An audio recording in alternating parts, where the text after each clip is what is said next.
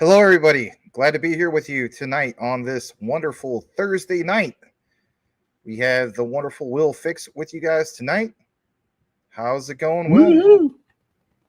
Hey, doing well, man. You doing all right tonight, brother Max? Yeah, I'm doing all right. Not too shabby. So, Hey, looks like we got some people showing up. yeah, people are starting to filter on in. So, we're going to welcome some people. And before we actually do that, let's check out a super chat that came through.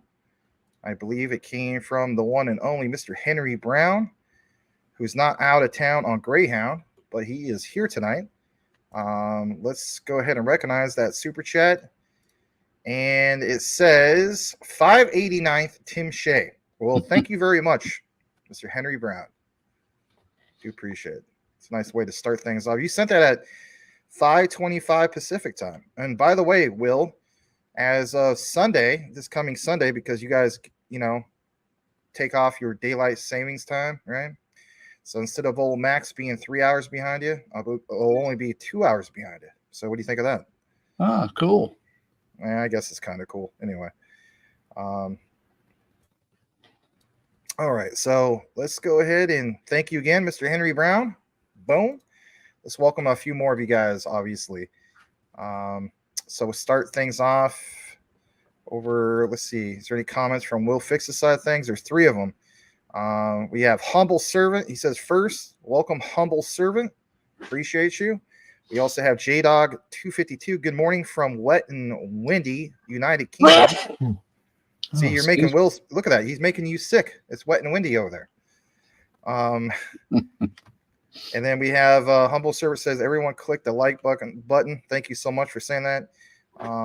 Fish Grease. Just started watching Will a few days ago. Dude's a beast. That's a nice compliment.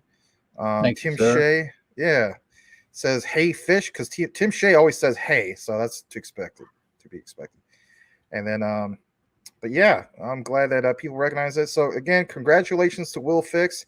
He has, passed 6,000 subs now. It hasn't even been a full month, which is just unbelievable. 6,030 subs, roughly. So, yeah, that's so amazing. Yeah. You want to touch bases on that for a second?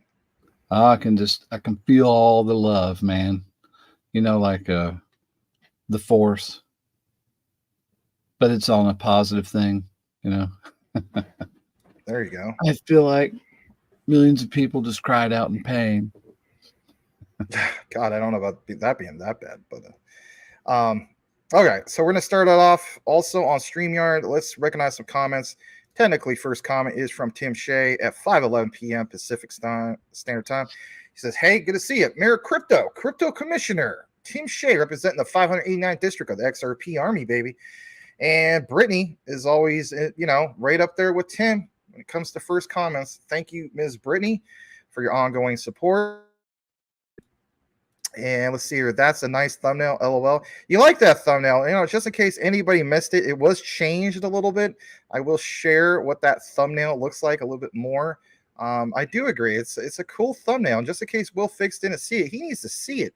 So let's go ahead and share that on the screen for just a brief moment, because you know what? I did put some detail into it. So let's scroll down. And here it is. And let me just zoom in just a little bit more. Look at this, Will. You're going to love this. Oh, shoot. That's zoomed too much in.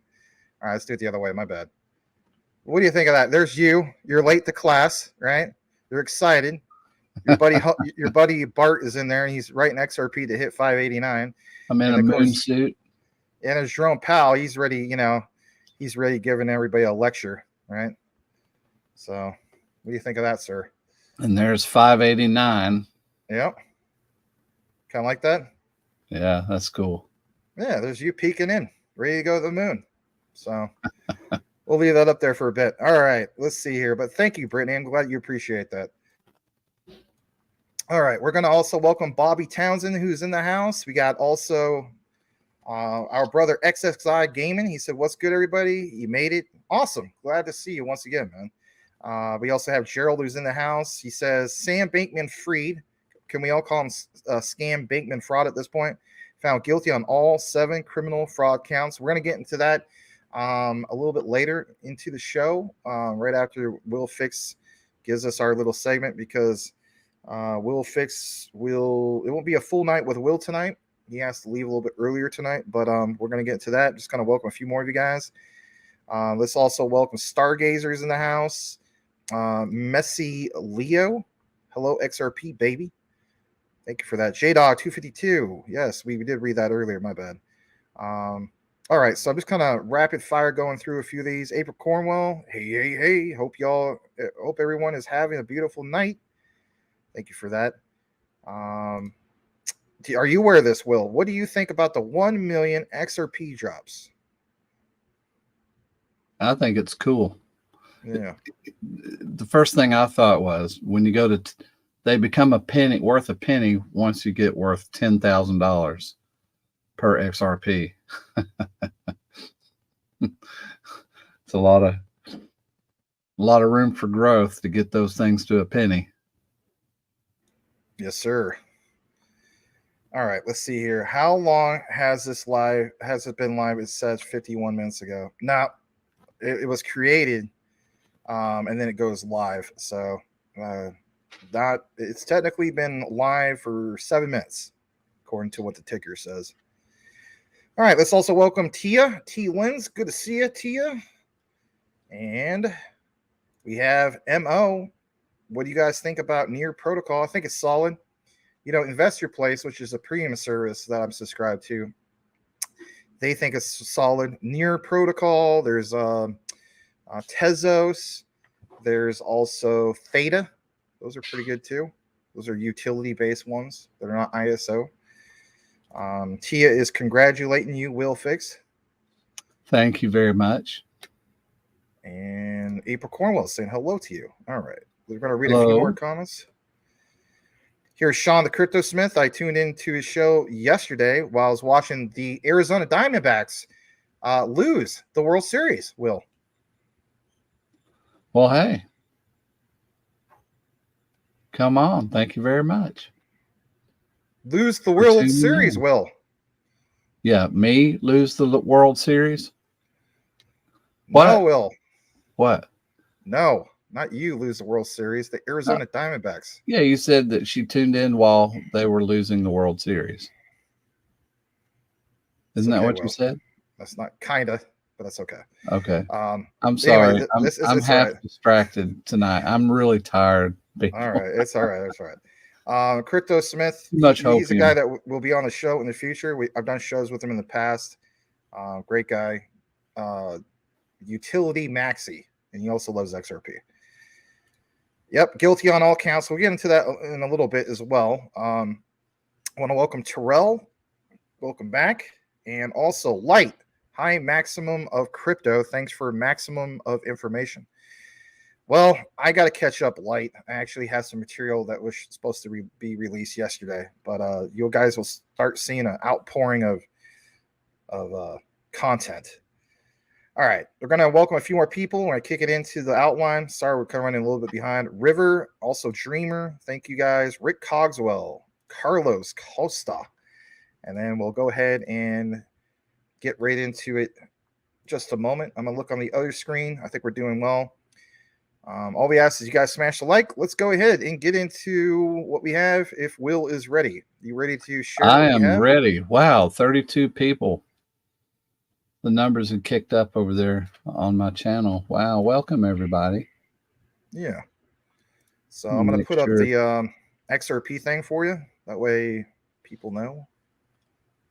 And whenever you're ready, sir. Yeah, now with kind of a roundabout way, I was looking at XRP's is going to get into some tokenization, which put me on mind with that. And so really what I want to share is sort of XRP based, but right now XRP doesn't have what I want to be able to talk about. So I'm going to share it with Lofti. I want to share what I think is real exciting about what's coming to XRP that's already started with some other things. So it's not XRP, but it's gonna be. Think that's close enough? Hey, I no hope worries, man. so. Yeah. All right. So I want to show y'all. Let me log on to my account. Here comes screen share. Let's go here. All right. This is my Lofti AI account. Let's see. Can y'all see that? Yeah. And knowing that, I mean, there's been a lot of requests for you to cover this, so that's cool that you're doing this. Yeah. Okay. So what this is the marketplace when you log on that shows you properties that you can purchase pieces of through tokenization. They're using Algorand. The interesting thing about it, though, is you wouldn't even know that they're using Algorand.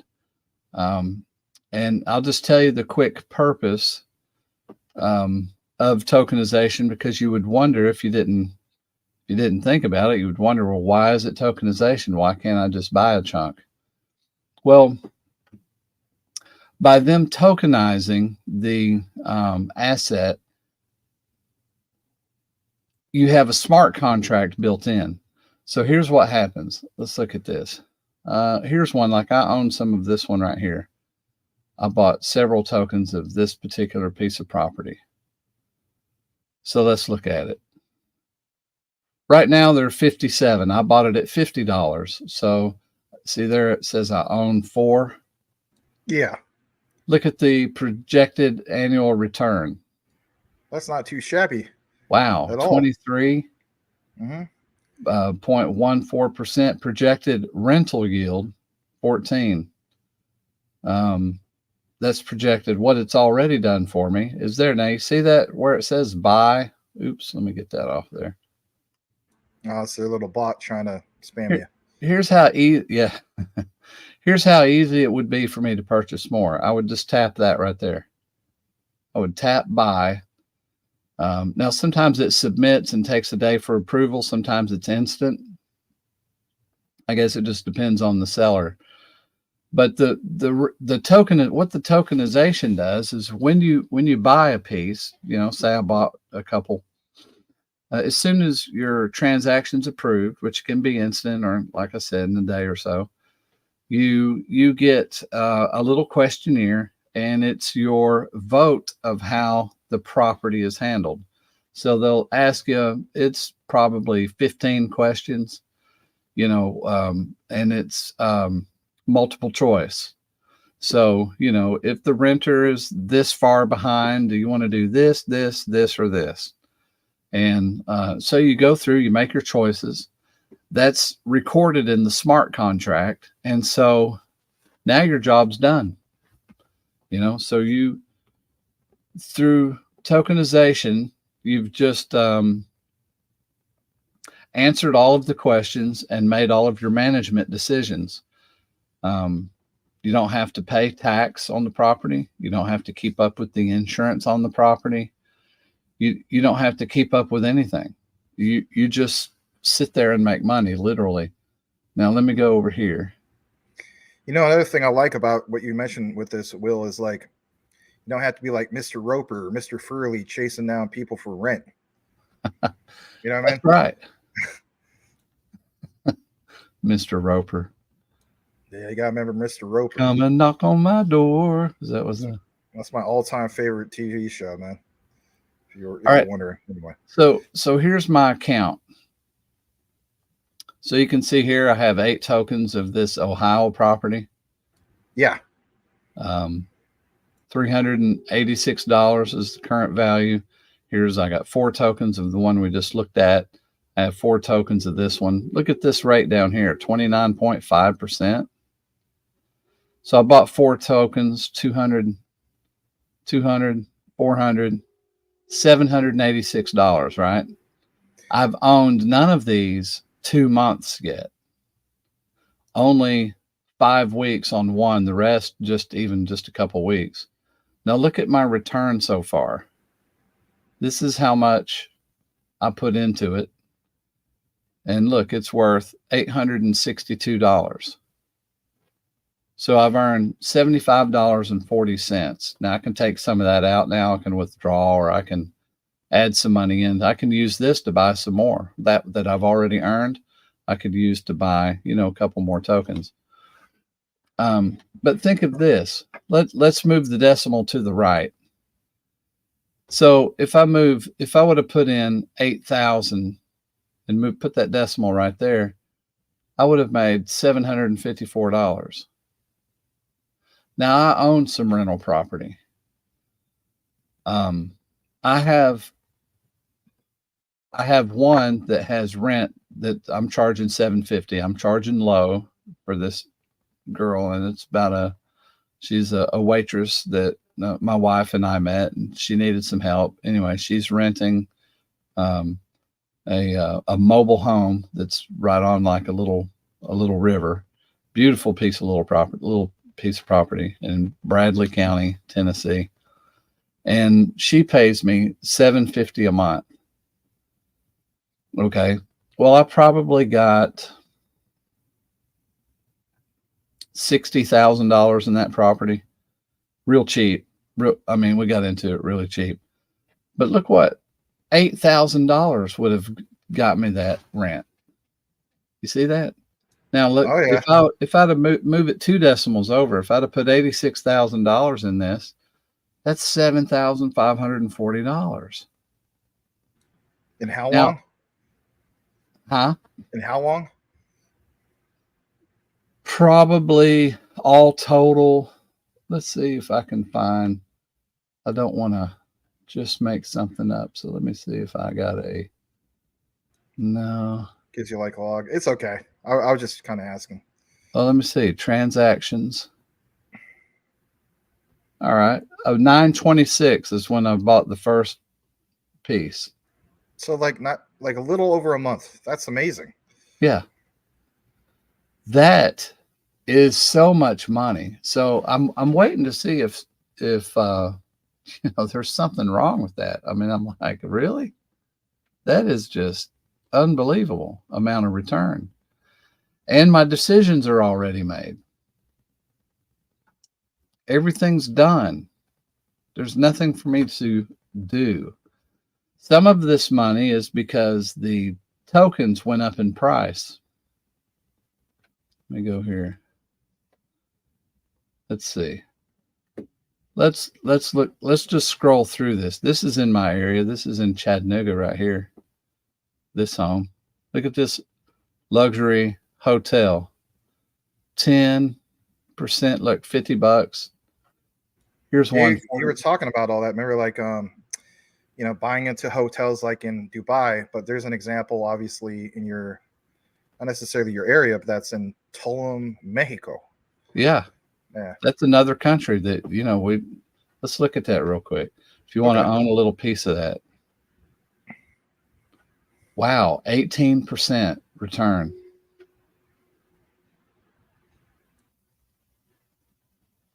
Let's do something real fast. Let me hit buy. Okay. Let's see how easy this is. Where'd I go? Where'd it go? Let's go back. There you go. The top one. Yeah, there you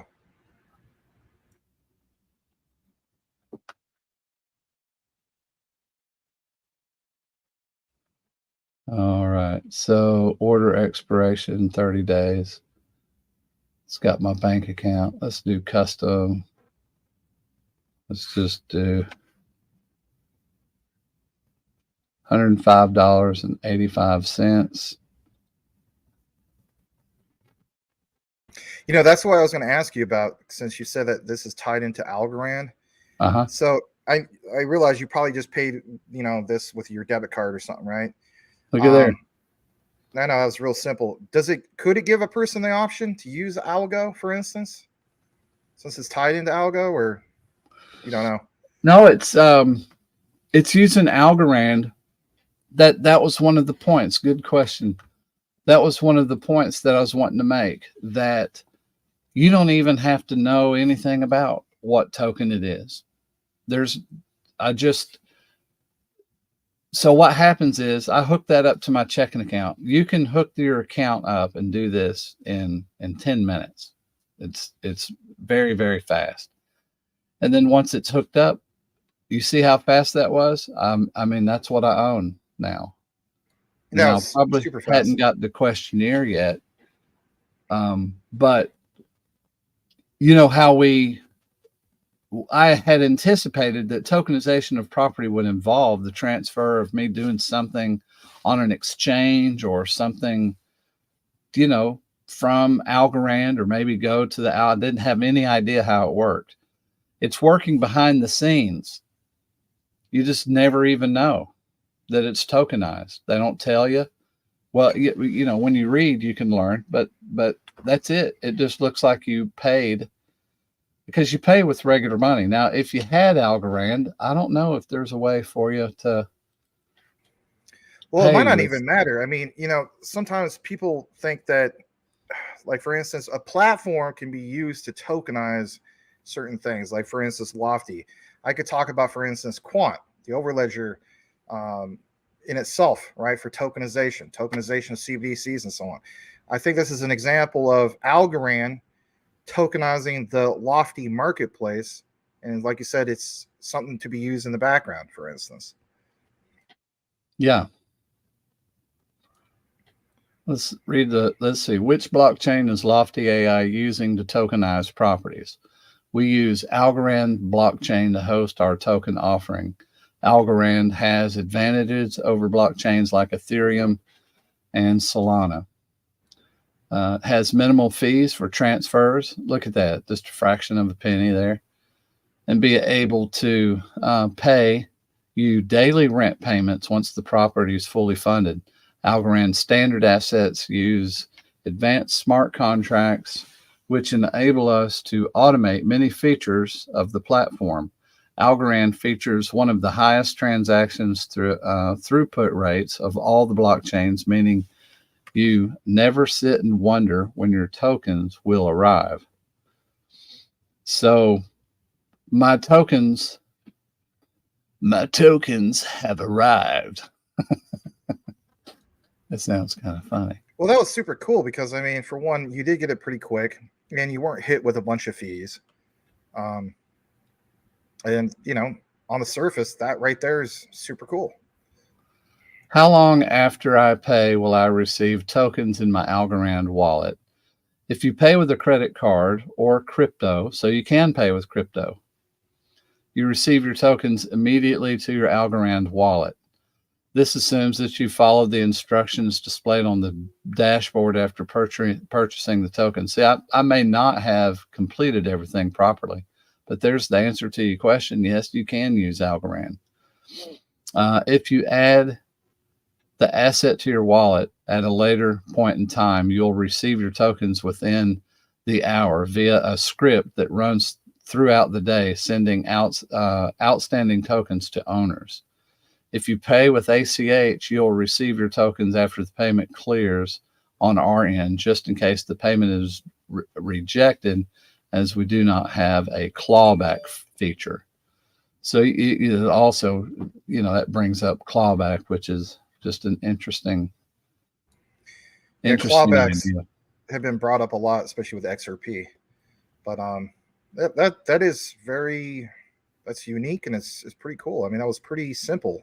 I think everybody was able to see how simple that was. Let's see, my USD balance, rent balance, certificate balance. I'll have to figure out more about that. I'll need to find out. Well, I was just trying to put you on the spot, my friend. It was just more or less like, hey, man, this is built on Algo. I mean, to me, it would make sense just, you know, as an option. But that answers my question. I mean, that's pretty cool. So, isn't that just fun how that works though?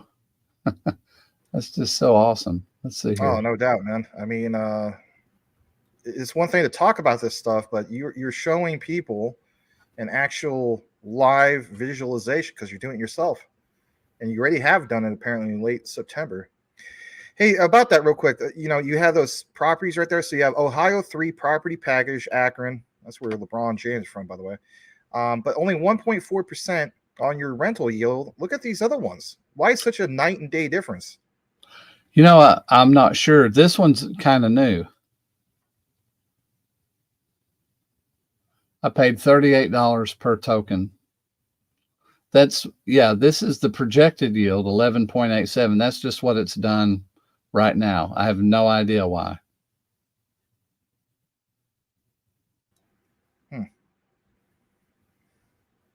Maybe it's a state thing, you know? Anyway. Yeah, there's the 8 tokens.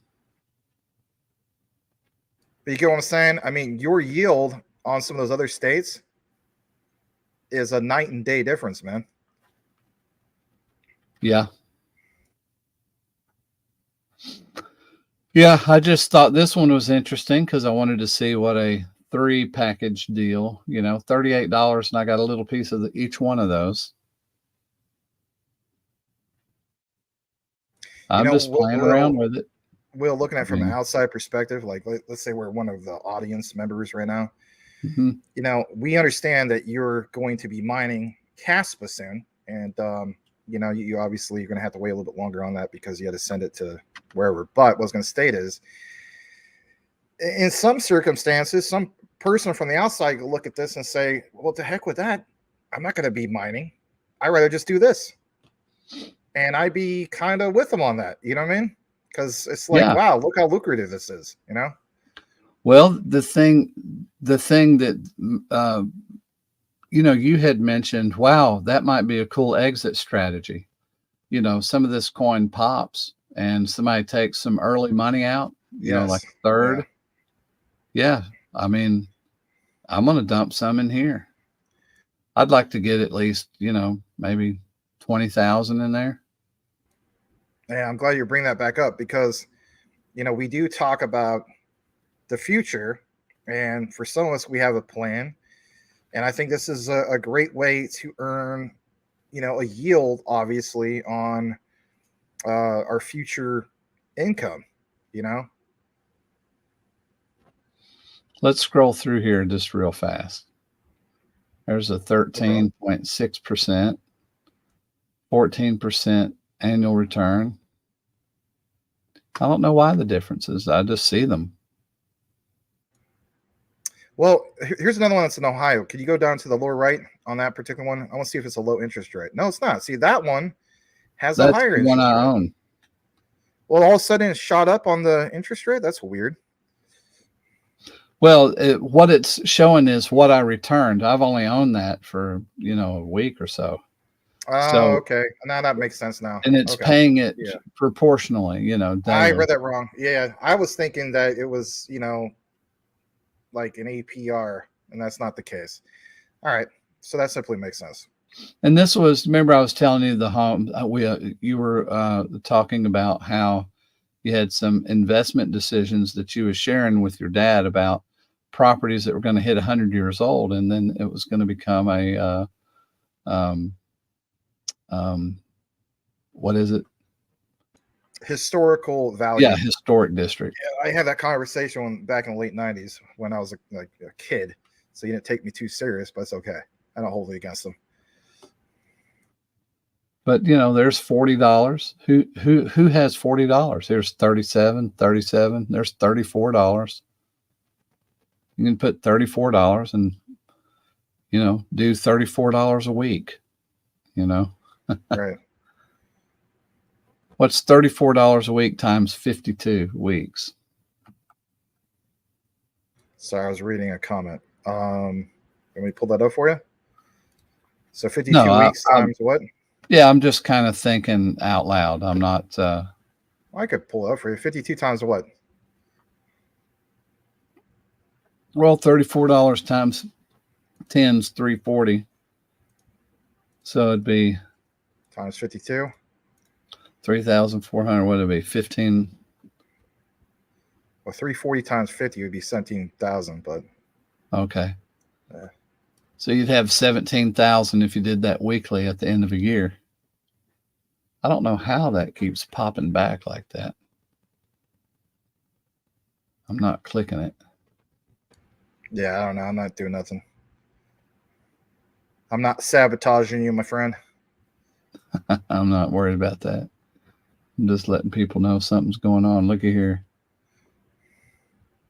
Looks like, Illinois, Ohio, had Tennessee, Iowa, Michigan, Missouri. While you're looking into this, I'm going to read a few comments from some of the guys. So GS says this looks pretty interesting. Crypto Landlord. Mikey G, how are the yields calculated? What are the considerations? Do you have the answer for that? I'm sure there's an answer on here. Probably has to do with what the owner's willing to do to draw people into the money. This is them getting money out of their equity without having to get a loan, with the bank. So let's see if we have. But back to what you just said real quick. This whole concept in crypto of being, us being our own bank. Like, then there's this, and it's just like us being our own what? More than just a bank. You're not even having the banks involved anymore. So many people go to a bank for a loan. This is another thing of becoming your own bank, to a sense. Let's see. So here's, see, how's that? Invest. Happens if the property doesn't sell out.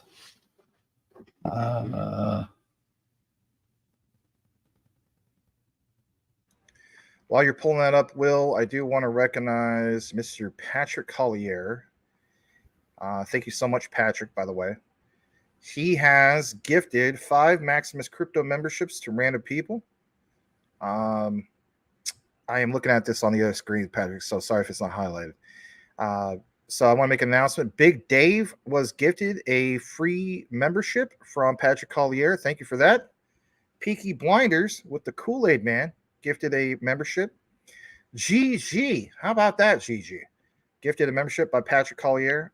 Daryl I90 gifted a membership as well. And also, Grizzly Bear Greg, a.k.a. Glitching the Matrix, was also gifted a membership. Very, very cool. I also saw that Boomer F. at Sooner is here. Boomer F. at Sooner, welcome. Glad to have you here. Corey B-Bay. Thank you for being here as well. I know there's a lot of people that maybe we didn't get a chance to mention tonight. It's just that Will's on some limited time tonight, so I wanted to respect that. Thank you for that, Brother Max. And thank you again, Patrick Collier, and all the people that received a gifted membership. How cool is that? Wow, 52 people over for my channel. Wow, that's so fantastic. Yeah, we have a combination of 91 right now. We had over 100 at one point. Wow. All right. Let me see what...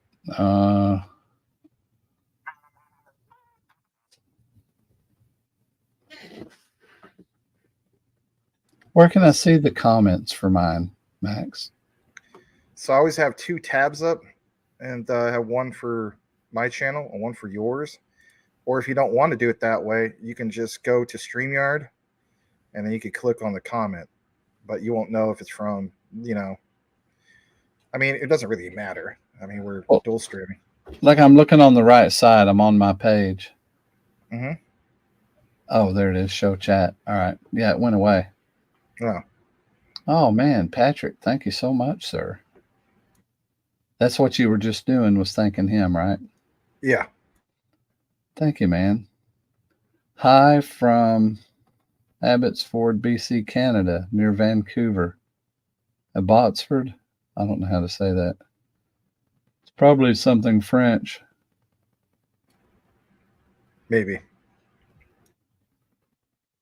That is me after I bungee jumped at Whistler Bungee. What? All right. I don't know what that means, but let me highlight this one real quick for you, Will, because this is a question based on what you just shared. It comes from Binary Links. Glad to see you, Mr. Binary Links. Anyway, I had to do the face. To transfer crypto gains into this to avoid taxes? That's what he's asking. You see on the screen? Yes. Because you guys not know. sure. Well, it's one version of it. I mean, on one side, if let's say it's the future, it's beyond Win Lambo at this point. It's like you already got that, been there, done that. But instead of cashing it all out and getting taxed something fierce, you keep what you have and then you bring it on over here, and then I mean, some people say it's another version of staking, but it's not staking,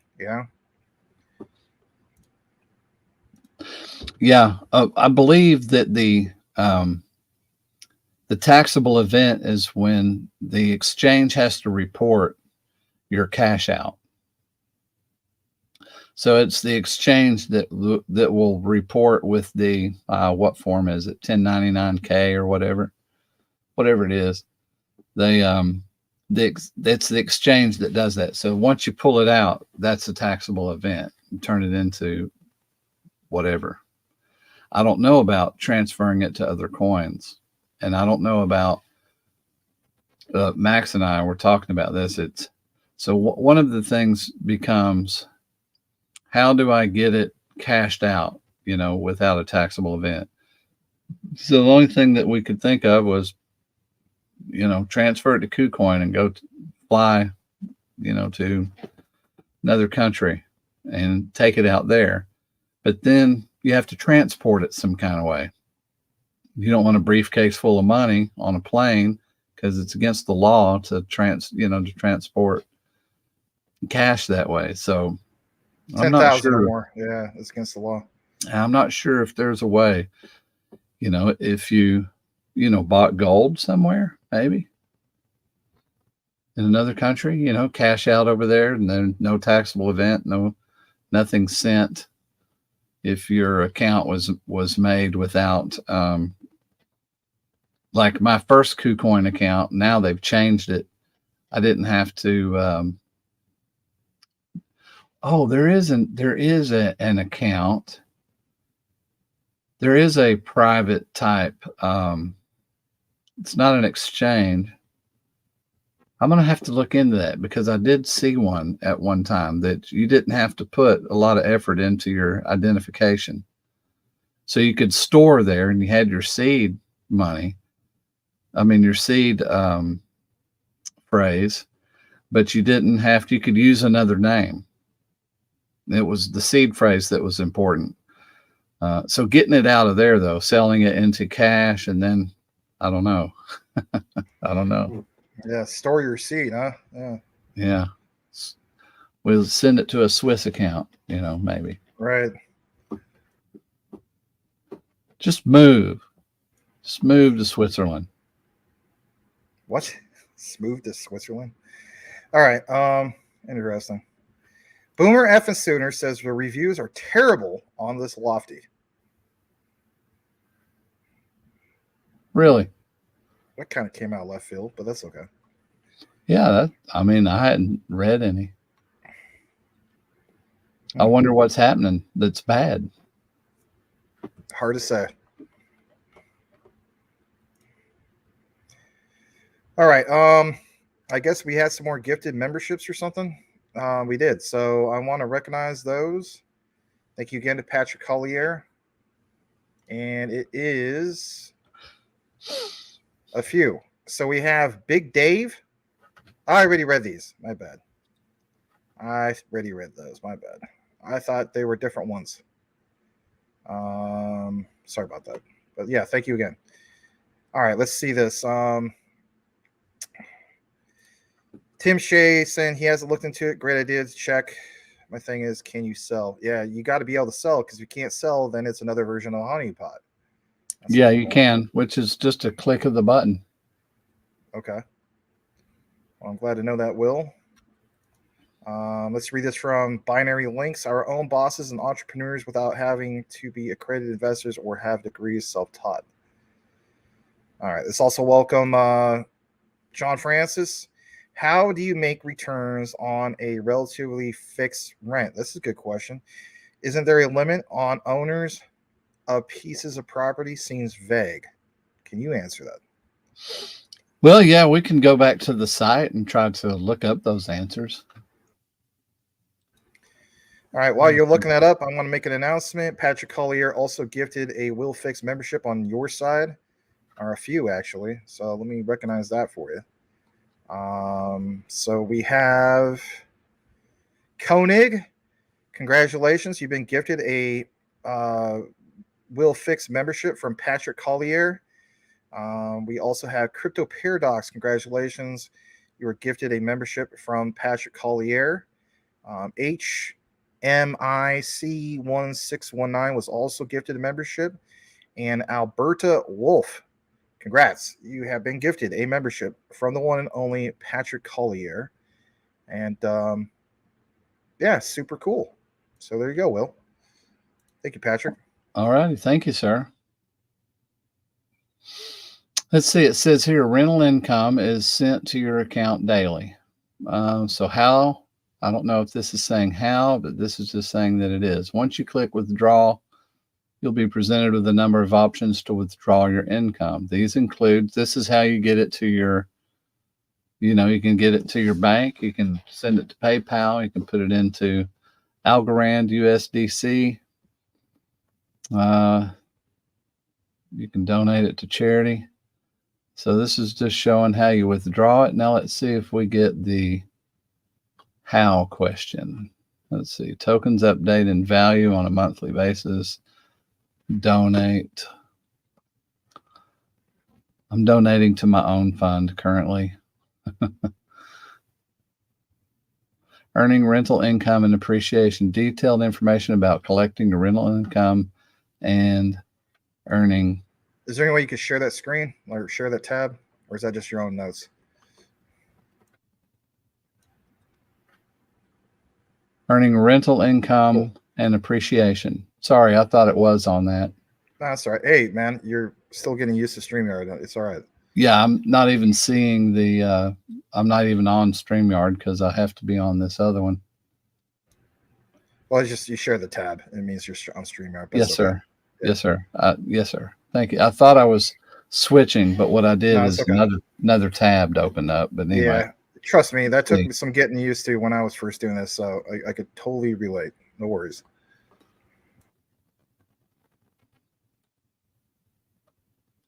Okay, so here we are. Rental income. Let's see. Rental income is sent to your account monthly basis. Okay, I thought that's what we just looked at, wasn't it? It's all right. That's the governance. Let's just see if it's. And it would make sense that they have governance since it's an actual token. That'd be to be expected. Right, and the governance is recorded inside the contract of the smart contract. Okay. Isn't that just cool, man? I mean, here we are. It was all kind of theory and things we were learning, but here we are. We can buy smart contracts and make money, and it's executing its decisions. Right. Let's see who is allowed to invest. Learn how estimated property value is calculated. Let's see.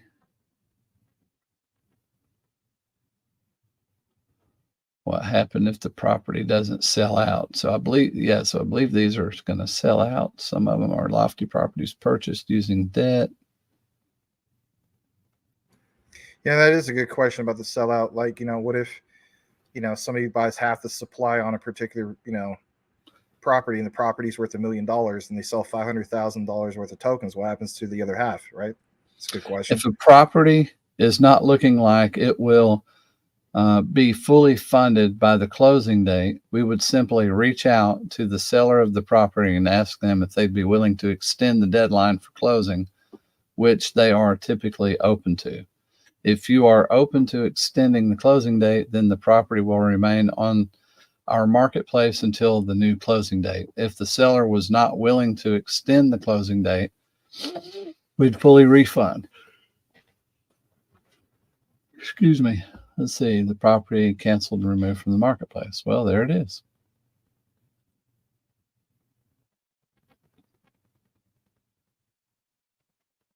Does my ledger device work?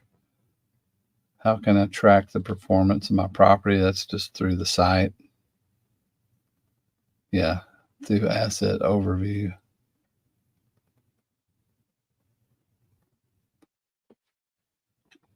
There's your who legally owns. Well, the owner does. I have to read this comment. I have to. Do it. Okay. Are you ready for it? Yes. All right. Hold on. I got to switch to the screen. This is like the best comment I've seen in a long time. It comes from JDog252. Will's like my granddad with tech, and Max is like me. Keep being patient, dude, and keep at it, Will. Thumbs up. But the funny thing is, you're actually good with tech. You've built, computers and servers, and anyway, it's just he's not really tech savvy when it comes to StreamYard because this is still new to him. But yeah. And for the record, if I can defend the green guy, Mr. Crypto Hulk, I could sure as the heck defend Mr. Will Fix. So there you go, Will. Here's a dab. All right, boom. Thank you, sir. You're welcome. Hey, I'll take it. Yeah, because I was thinking of that. I'm like, I defend that guy too many times, and he would never defend me. So I could at least defend Will Fix. So yeah, but that's a funny question. Thank you, JDog252. I enjoy that one. How the Lofti marketplace works. So how was one of the things we were trying to. Lofti is not a fund. We do not purchase properties, flip them, and then sell them on our website. Instead, we are a marketplace like Airbnb, eBay, or Amazon. The Lofti marketplace consists of buyers, token investors, and sellers, people who want to sell their properties. Lofti properties are listed by multiple parties. See how my lips got going there and started bouncing? Yeah. That's first. Deals to our marketplace. These parties include real estate agents, turnkey providers, wholesalers, and home flippers. Before a property can be listed on Lofti Marketplace, it must have an inspection, report appraisal, signed purchase agreement, and much more. All of this data can be viewed publicly in the Documents tab of each property page. So we can look at that, but let's read on. As a marketplace, Lofti looks to list properties from multiple sources and provides resources for any seller to list properties on our platform. Sellers can submit requests for their property to be sold on the platform using the Sell My Property link on your homepage. How our property listing process works. Step 1, the seller submits a property to be sold on the Lofti Marketplace. The property is either approved or denied based on factors like occupancy, status, location, rental history, and more. Step 2, once approved, the property is put under contract by a newly formed DOA LLC, and the DOA LLC is then tokenized into individual $50 tokens on the Algorand blockchain. 3, a professional party inspection company will inspect the property and provide an inspection report. Oftentimes, the seller will make repairs before closing or provide a credit to the LLC. Step 4, the property is listed in the Lofti Marketplace. Once the property is fully funded, then the LLC will close the property with the title company, and the deed will be transferred to the new Baba Boom, Baba Bing.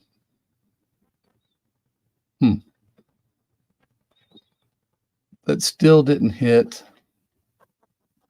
the nail. Let's see.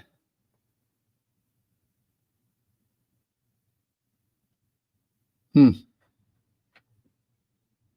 don't know. I don't know the answer to that question. You sound like that recording that you'd made of coming out of your own natural habitat. Yeah. Here we have the Will Fix in his natural habitat. Apparently some of your guys didn't like that or something. I don't know. They said we'd rather hear you. I was like, okay. Yeah. I guess that was boring. You know, I'm just messing around. No, that's fun. All so, right. Will, we spent some time on that. How did y'all like that? Is that not, to me, it's so fascinating. There it is, actually working. Or if And you're today, right before your very eyes, I now own property in Mexico. Mexico. Yes. My Or Mexican if you're no, it's fine. I'm just joking. Or if you're boomer effing sooner, you're like Lofti scam. I'm kidding. Anyway. Well, do you have anything more you want to share with us? I know you're on limited time tonight. I'll still be here though. Well, let me go over here and see. Looks like Okay. we have. I guess I'll take off the Algorand thing. Hey, I had an excuse to use my Algorand HD 3D Awesome. coin thing tonight. Booyaka, right up there. And just like that, we had a drop off. Ain't that something? And even hint that you're leaving, people are like, "Oh, peace, I'm out of here." Well, about 30 minutes. There's a lot of people can't hang in there that long. Let's see, J-Dog. Will's like my granddad. Yeah. What's an opinion about the price after we get formal settlement? Oh, okay. On XRP, man, I don't know. I get sometimes, I'm like everybody else. I get sometimes where hope deferred makes your heart sick, like we get right on edge. And then, it's like, they're going to go live. They're going to go live. Oh, there's delays. Yeah. Well, we give them extensions. It's like, it's like all the breath falls out of your body. I don't know. I think the final, there's final step in the lawsuit, right? In there, where they're looking to see what the fines are going to be or the settlement. Oh yeah, right. There's always that talk, and that's going to still exist for a while. Yeah. Basically, I think the settlement's basically going to be free for them, because what's going to happen is it'll probably spike enough to pay for the fines. But I think it will, because then it's so over, completely over. So it should, but I don't know, I wish I could give more hope there. I mean, I expect it to, and I expect it to here in just a few weeks to do something too. I mean, we're already seeing, it's no joke that it's come up, what, about a dime? That's, what is that on 20%? Yeah, I've done about 2x since I originally got into it. So almost a 2x. I came in at 32 cents originally. So I came in at 37 cents. Nice. Did anybody come in at below 20 cents? Some of our guys did. I know there's some guys that have been investing, like, Henry Brown that did super chat earlier. He's been into XRP, I think, since 2019. There's Selmo Fudd, who's been around probably since 2018, 2019. So there's Legrand Commission. So some of those guys, yeah, I would say that they've DCA'd numerous times and so on. Wow. In reality, in my opinion, it's not financial advice, but I consider it still a buy, even at these particular prices compared to where it's going to be at the future. But I get it. It's not for everybody, and we're not trying to sell anybody on anything anyway. It's not financial advice. We're just now getting started. This thing's really just now getting started. So we're all in way early. There's more coin out there now. Oh, I saw a report on the burn rate. Did any of you guys see the burn report? On XRP? Nope. That'll be news to me. I wouldn't mind hearing that from you. And your Robert Graham epic shirt. I do love Robert Graham shirts. You should get, one of these days, maybe like, I don't know, with enough subs, you could probably get sponsored by Robert Graham. At this rate that you're going, my God, 6,000 subs within not even a full month. Yeah, at this rate, you probably will get sponsored by them. How cool would that be, right? Oh, God, that would be so killer. All right, let's take a look at this. Go ahead. Getting ready to. I want to show you all this. Okay.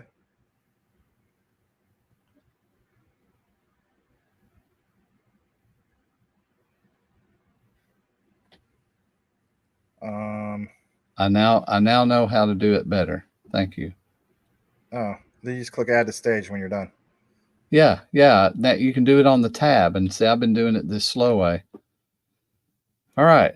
No, but you don't have it. It's not showing up. You got to click on the button to add to stage. Oh, I got you. I could do it for you, but I want you to see it. That way you don't mess up or have that problem in the future. Or what if I'm not here, right? And you're like, hey guys, check this out. And nobody sees it for an hour. You know what I mean? Dad. That'd be horrible. Anyway. Help me, Dad. All right. Another thing you could also do, I'm just also trying to help you out. On the top right corner of your screen, you can do those 3 dots and see where it says zoom. You can zoom in more and make the screen bigger. But if that's a little bit, for another day, then that's okay too. Oh, I see. Just use the regular zoom function. Yeah, and then it zooms in more if you want. If you don't want, that's fine too. Let's see. It just helps guys like Boomer F and Sooner, who's watching from his couch with his dog. So why does Max always point that out? Because I can. Anyway. What is this? Ah, man. Some kind of ad. Oh, it popped up somewhere else. Don't worry about it. You got it on the screen. I think people can see it. So you want to share that? Yeah, I'm trying to. I'm just it says here, in recent revelation on a Twitter account, data from the XRP Ledger Explorer unveiled a significant drop in XRP's total supply over the last 30 days. Approximately 247,000 XRP tokens have been permanently burned and removed from circulation during this period, at an average rate of about 8,233 tokens per day. Isn't that fantastic? Yeah, I would say so. So anyway, yeah, what about that? Further disclose that these account deletions, okay, that's accounts, not coin. But the burn rate, to be able to see that there's a burn rate that's actually working. Here's a question that I have. Maybe somebody else has the answer. With a continual burn rate and not a recreation of those particular coin, I mean, eventually that's going to be a problem, right? You would think so. I wonder if I guess they can turn it off, maybe. I don't understand the any particular team can turn off a burn. A perfect example is JASMY. They have a burn mechanism. They never used it. So people complain about that. In reality, it's like, well, it's actually going to work out better in the long run because of the lockup. But, some people say, well, wouldn't a burn be better? I don't want to go down that rabbit hole as we speak. But yes, technically speaking, if they could turn it on, they could turn it off. That's how it works. And isn't there also on the NFT conversion, the XRP, where you can convert XRP over to NFT? Once you convert it over, it takes it out of XRP, puts it on the other ledger, and then you can never undo that. See, I'm not going to BS people. That's out of my knowledge, or I don't know about that. That'd be something new to me. I would have to, DYOR more on that one. I heard that on Ripple Van Winkle. Okay. He said that on his channel. I hadn't studied that personally. It's probably something I need to cover so that, don't just mention stuff that I don't know about. Yeah. I didn't know that you watched Crypto Clan or whatever his name is. The guy's like, oh yeah, hey guys. Yeah. I was like, I knew that was. Hey guys. Yeah. Why does he always do that? But it's kind of funny. He's a good guy. It scares me, man. Every time I hear it, it's like, oh, what the heck? Yeah. It's kind of freaky.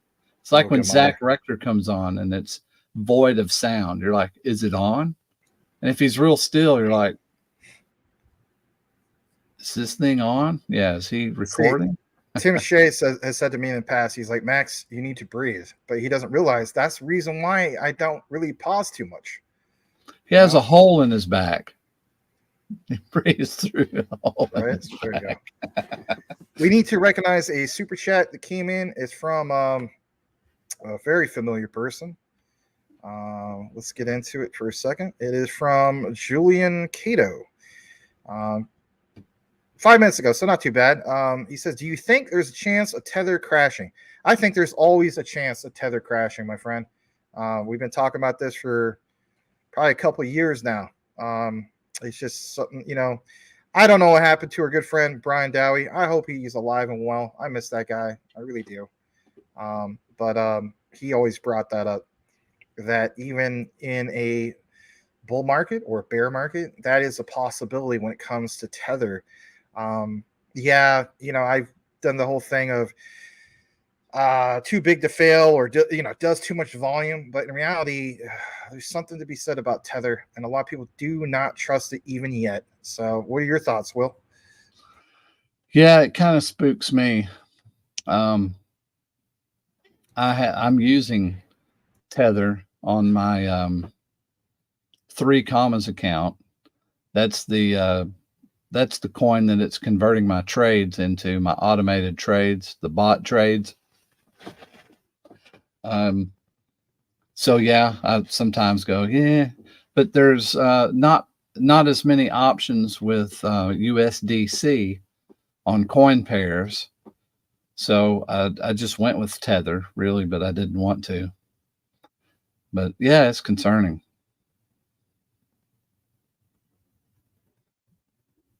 But also don't try to keep anything on an exchange except Uphold, because I just couldn't get it figured out. Every time I followed the instructions to make an HBAR file on my Nano X, it just didn't work. You don't want to know something? I committed the worst crypto sin of all time. I skipped Corey Bebe's super chat. Can you imagine that? Boom, there it is right there. I skipped his super chat. Shame on me. That was a while ago, 6:14. My God, you had to wait almost a little past 45 minutes. $1.99 super chat. Max, any thoughts on DYP? Thanks for your thoughts. Well, good thing I skipped it then, huh? Because I don't have any thoughts on DYP, because I don't know what DYP is. I'm sorry. But I do thank you for the $1.99 super chat. Forget you, Max. You yourself are a scam. You didn't read my super chat in time. Max is scam. Yeah, Max scam. Yeah, I'm sorry, Corey. I'm sorry. I'm trying to keep up with it. I'm also trying to not interrupt Will, because I had a title over on his channel, I guess, when we did our first show. You guys want to know my title, just in case you're not viewing them from his side? My new title from his side of the things was Max the Interrupter. Yes. Anyway, and I'm not trying to live up to my title, but I could have done a better job of flipping through 3 screens. How about that? So there you go in that regard. Anyway, so thank you for the super chat. Go ahead, Will. Do you still? I know you said you had limited time. You've been here for about an hour and 4 minutes. I want to respect your time, sir. Let's also welcome X marks the spot. I am gonna have to go. I have 47 people. God bless y'all. Thank you so much for showing up. Yeah. I'll read you a few more live? Comments. Yeah, Mike, this is live. Yeah. We have some comments from your side of things from Mohammed Janat. Hello, everyone. Good afternoon. How are you? I come in when price is 25 cents. Happy to see you guys here. Oh, that's awesome. In regards to XRP. Nice. Mike in Clown World, 25 cent XRP unlikely. Excellent. Buy that. I think he's talking about, how long we've been into XRP. It was something that we were talking about earlier. Yes, it is live. Johnny Volvox, JASMY is completely being slept on. I would agree. It is going to surprise a lot of people. Yep, we have some coverage in regards to JASMY that you may not have been aware of. And I want to give a shout out to Icy Amphibian. But anyway, I want to respect Will's time. So, Will, what's going on, man? You want to give a last bit of comments or something? Yeah, that's it. I pretty much shared what I had to share. I had fallen asleep earlier I'm just worn. I'm old and tired today. I appreciate everybody coming out, though. And I love you, Brother Max. I appreciate you being such a good man. You too, Brother Will. Okay. And all you wonderful people. Let me see. Let me go back over real quick and see on my channel. Of course, you guys don't have to leave. Let's see. I'm here a little. You know they're gonna leave. They're gonna be like, Will's gone. Don't leave. I don't need to be here for this Maximus crypto guy, Max the Interrupter.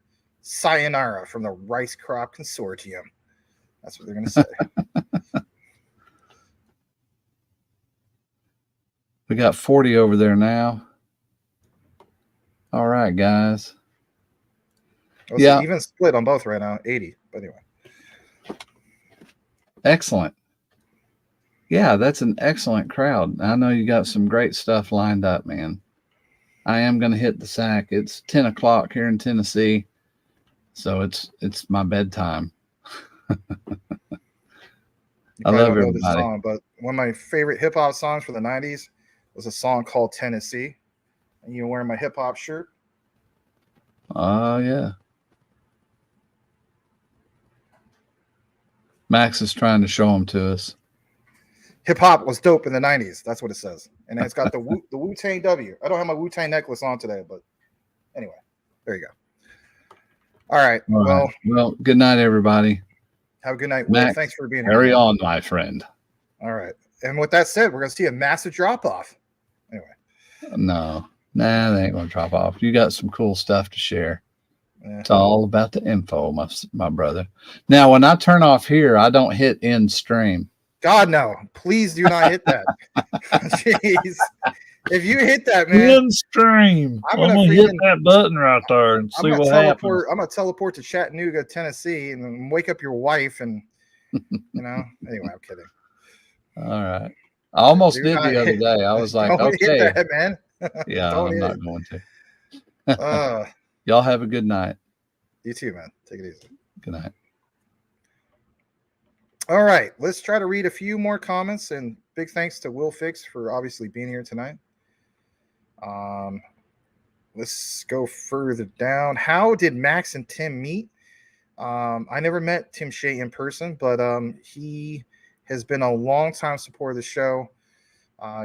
This one, the old one, and so on for almost 2 years now. Not quite. I guess a little over a year and a half, something like that. All right, let's read a few comments. And sorry if I not slept, but sorry if I missed any. Yep, I read that one. I'm so sorry about that, Corey Bebe. And so XRP tried to have a club and keep us out. I don't know about that, but anyway.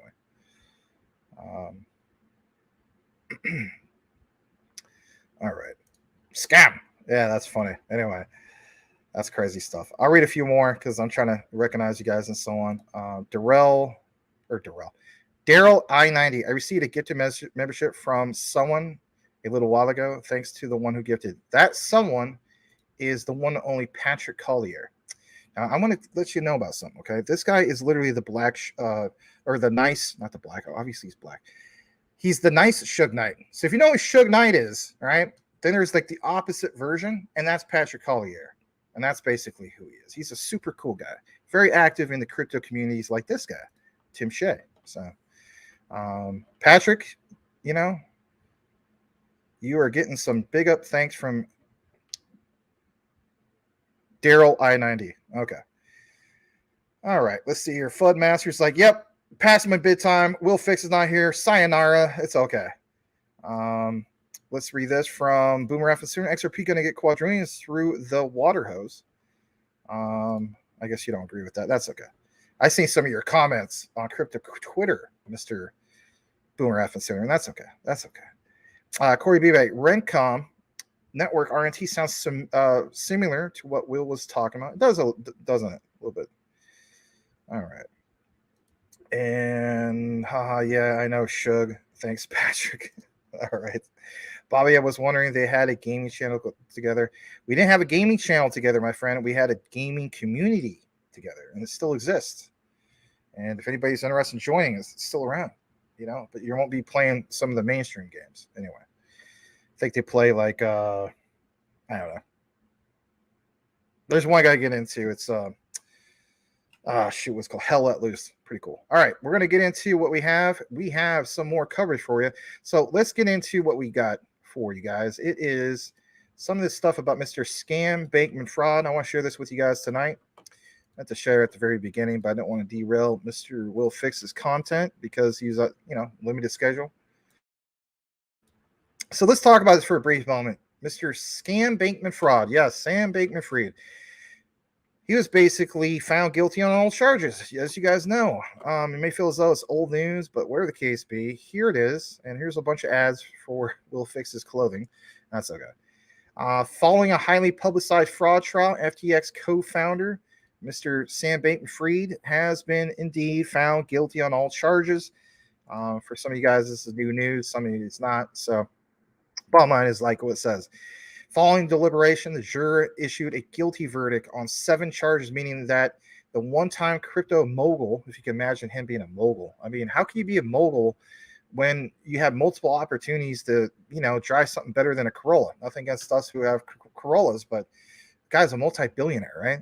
So crypto mogul, I don't know. It's kind of a stretch. He's set to face more than 110 years in prison, and it's about freaking time, is it not? The case followed the devastating collapse, of course, of FTX, which is at one time one of the strongest brands in the industry, became basically more than a Ponzi scheme. We know about that. Brought in investors through the exchange, you name it, right? So that's what's going on with that. Let me exile this. It says, basically speaking, that the jurors deliberated after closing arguments were issued on both sides. Yes. The other day, as in yesterday, November 1st, subsequently, they conclude that Bankman-Fried maintained culpability for the company's downfall. And you look worried, don't you? Yeah, he does look worried. Throughout the trial, Bankman-Fried attempted to convince jurors of his innocence. Yeah, no kidding. Specifically, he had continued a defense that began with a media tour following the exchange's collapse. Bankman-Fried was consistently assured that the public that the collapse was a result of his ignorance, not malice. Didn't look like they bought it, right? Yet the jurors seemingly did not believe. I literally just said that. Let's see here. There's more about this. This basically has this whole thing about his responsibility, right? At the end of the day, I mean, you take on that role of being responsible with other people's funds, and you do something that's, malicious, it's going to catch up with you. Conversely, jurors have instead agreed with the prosecution, finding Bankman-Fried guilty. Bankman-Fried sat motionless at the defense table in a gray suit. He was made to stand and face the jury for the reading. He showed no emotion. Wonder what's going to happen. What will happen with him in prison? Yeah. Will he share a cell with Bernie Madoff? Obviously not, but interesting. The next thing we're going to get into is this coverage that we have in regards to Mr. Jerome Powell. All the news today. Why was that on his thumbnail? Well, I make it part of the thumbnail for a reason. And yeah, let's get into it. So we have a little bit of brief news in regards to Jerome Powell. And here it is. Let's jump into this for a moment just as well. Might as well. So on this one, see if I can blow it up a bit. It says, what does Jerome Powell mean when he calls the economy resilient? Because this is something that got brought up earlier today. So I didn't want to exactly give you, the same news that everybody else is talking about, but he did mention the key word of resilient. And basically speaking, everyone has been dissecting the Federal Reserve Chairman Jerome Powell's words at the press conference that happened earlier. Key takeaway for markets, which rallied today, is the pause in interest rate hikes. For 2 consecutive meetings, Powell's comments may indicate the Fed is done. Do you feel as though that the Fed is done? And if so, where do we go from here?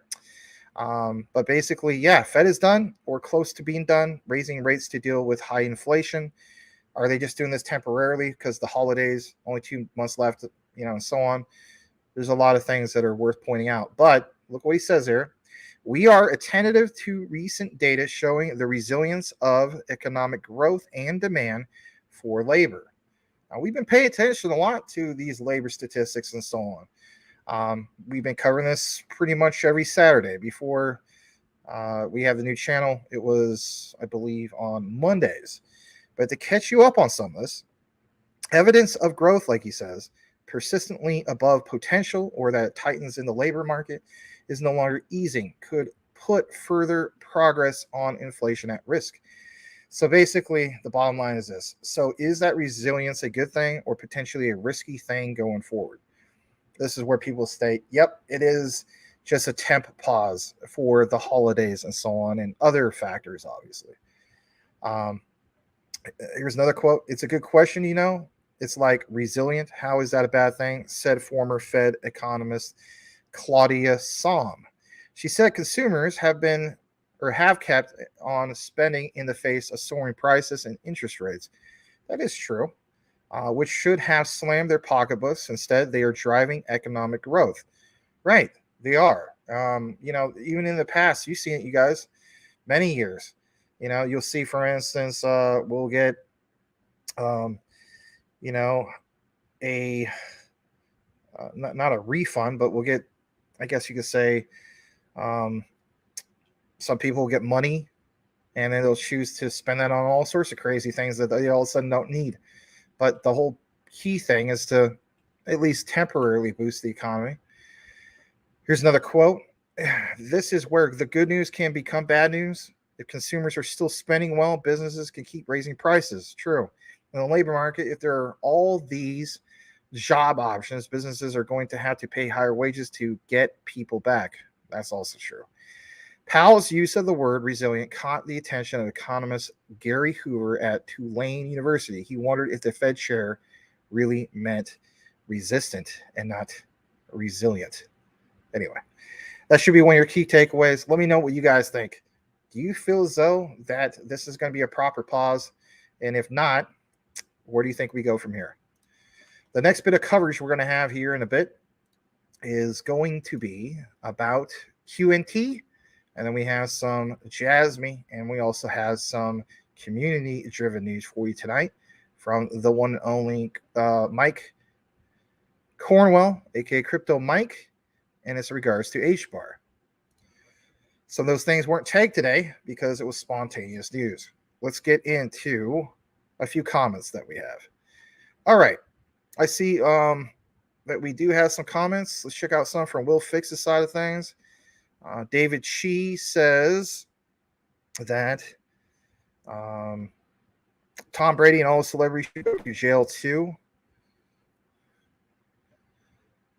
James Brazil, oh my God, I think I'm getting old soon. Will said goodnight. I'm like, that sounds good. LOL. Well, you guys got to do what you got to do. I understand. All right. All right, so we're going to read a few more comments. Daryl I-90. Oh, yeah, I read that about Suge Knight. Yeah. All right, Tim Shea. Tiffany Fong has been giving great coverage on the trial. Cool. Blackwood, guilty on all charges, commenced the house arrest with a 2-hour League of Legends sentencing. Yeah, no kidding, right? You know, jeez. I can never get into League of Legends. I know some people are into it. My friends would always call it LOL. 110 years. Yeah, 110 years. All right, let's see here. Let's read this from Gerald. I hope Sam Bankman-Fried goes away for a long time as an example for others. Yes, I agree. I hope that happens. John Francis, do all the Democrats have to give the money back to Friedman after he gave them that from, FTX or for FTX holders? That's a good point. I wonder what's going to happen with that. I mean, the money's somewhere. I mean, were we led to believe that it's just, we understand that we lost a lot of money, but at the same time, there's got to be some money. And who does it go to? I mean, if the beautiful thing about a public ledger is to verify some of these things, then there's got to be something left. It's got to be worth something, And I don't know if we all get made whole. I was on FTX, thank God, but there's a few people that used to watch our show who I don't see anymore. All right, let's welcome the one and only Mr. Darius Magruder. Welcome, welcome. Learn and evolve. Good to see you, man. All right. Let's read a few more comments. Corey Bebe, did anything happen to Caroline besides a pogo stick? Hot dog plus donut. Oh, geez. All right. Let's read a few more. Boomer F. says, curious as to the sentence and how much of it he'll actually serve. Yeah, that's a good point. You never know. I mean, he got enough money from his parents, I guess, and that's another thing. What's going to happen with that? All right. All right. Let's see if you guys got anything specific. Nope. They will drop interest rates election year. Okay. I was mainly looking at anything more this year, but I hear you. Tim Shea, he loves their Ripple agreement with the United Emirates. Very bullish. Cool stuff. The Ripple deal in Georgia is bullish too. Great to see them working on these agreements. I DM'd these to Max earlier. All right, well, let's check that out. Mr. Tim Shea. We can definitely take a look at some of this. All right. Let me see if I can pull that up. Oh, I see that. My bad. My bad, Tim. I didn't see this one before. Yeah, let's share this. This is good stuff from Crypto Maximus Crypto. Don't want to mess that up. Sideline reporter, Mr. Tim Shea. Let's pull this up from Tim. Thank you so much, Mr. Tim Shea. And just to kind of help me out later, if I do chop it up, I might not. Let's share this. So this is from Tim. There's some of that Ripple XRP for it. So Tim has this, and again, straight from Ripple. Today, we announced a partnership with the National Bank of Georgia, LBG, on the digital lottery gel pilot project. The pilot will leverage Ripple's award-winning CBDC platform to evaluate practical use cases and benefits for the public sector and business. Now, I'm assuming that this obviously means the country of Georgia and not Georgia, as in the Georgia Bulldogs and so on, right? That'd be kind of ridiculous. But to each his own. And let's pull this up. All right. Nicely loaded up. Here it is. National Bank of Georgia chose Ripple, the leader in enterprise blockchain and crypto solutions. Pilot will experiment Ripple CBDC tech, like we said, and evaluate the practical use cases, gauge potential benefits for the public sector, business, and retail users. So it's good that they're pointing this out for people who are saying, nope, Ripple will never be in retail. I mean, I get it. We heard Brad Garlinghouse say that, but in reality, they are going to do some of that. Ripple's success following a competitive selection process was announced by MBG earlier today. In its announcement, MBG explained that it chose Ripple, and this is good stuff because you guys are probably asking this same question. They chose Ripple to support its national digital currency pilot due to its deep understanding of the project's purposes and use cases, as well as a full commitment to the project's success, sustainable business continuity, clear project development roadmap, and gradual deployment approach to use cases. Now, here's something you got to keep in mind, right? There's the country of Palau, obviously opposite side of the world, South Pacific and so on. You have, for instance, now you have Georgia, was it Eastern Europe? I mean, who's next? I think you're going to continue to see more of this. Now, I understand as pilots, right? That's fine. But I think you're going to start seeing this kind of snowball more and more and more. That's just my own takeaway, my opinion. How about this? MBG highlighted Ripple's experience in conducting real-life pilot project developments, ranging from primary CBDC digital infrastructure to smart contracts and tokenization. Ripple's award-winning CBDC solution, the Ripple CBDC platform, stood out for its ability to provide a holistic end-to-end solution that enables central banks, financial institutions, and governments to seamlessly mint, manage, transact, and to, of course, redeem CBDCs. The tech is powered, of course, on the XRPL, right? Going more further down into this particular lady from Georgia says they look forward to moving ahead with Ripple. They're grateful to all the other participating companies for the interest and efforts in the selection process. The vice president of central bank engagement at Ripple did say this. His name is James Wallace. The National Bank of Georgia is taking a global lead in exploring how it can use blockchain tech to take its economy into the digital era. By harnessing the power of Ripple CBDC platform, this pilot will pave the way for transformative advancements in the utilization of blockchain tech with the public sector. Our partnership with MBG demonstrates our commitment to driving innovation and efficiency, ultimately empowering public and private entities to unlock the full potential and secure and transparent blockchain transactions. So that's cool stuff to share. And I would agree with Tim, that is very bullish, because who's next? And instead of just having one pop off here and there, what about having a few pop off? All right. Absolutely. Let's read just a few more comments on this next particular one we'll get into. Will be our Q&T coverage for the night. We still have a decent crowd here. I do appreciate that. Let's see here. So bitter, right? Anyway, yes, congratulations to the Texas Rangers. Better team. They deserve to win. Freaking Diamondbacks, man, just got killed 2 nights in a row. It was hard to watch, I have to admit. Yeah, Max, you canceled yesterday's show for you could watch that game. Yes, that's true. It's true. All right, we have a new avatar from Boomer F and Sooner, which is good because it's no longer Halloween. So you got Oklahoma City Thunder jersey. That's an old school one because, you guys stated that Durant is soft. But, yeah, you guys had some good days back then, especially, 2012. Didn't quite make it all the way, but that's okay. Maybe in the future. Let's welcome the one and only Selmo Flood. We gave you a shout earlier, talking about how long you've been into XRP. Good to see you, Selmo. Good to see you. All right. Let's go further down. How about those Rangers? The Dallas Cowboys will win the Super Bowl this year as well. If that happened, you'd be ecstatic because you got to experience baseball and basketball. Or baseball. What am I talking about? Baseball and football. Jeez, definitely not basketball. No offense. Well, it could happen, Max. It's not happening on that one, man. I'm sorry. That's the only thing I'm going to say. No offense. All right, boom. All right. What's this? Yeah, I've been wondering about that for a while, man. I mean, I hope he's alive and well. I hope he's alive and well, and I hope that Brian Dowie's alive and well. Can we all agree on that? I think we can. All right.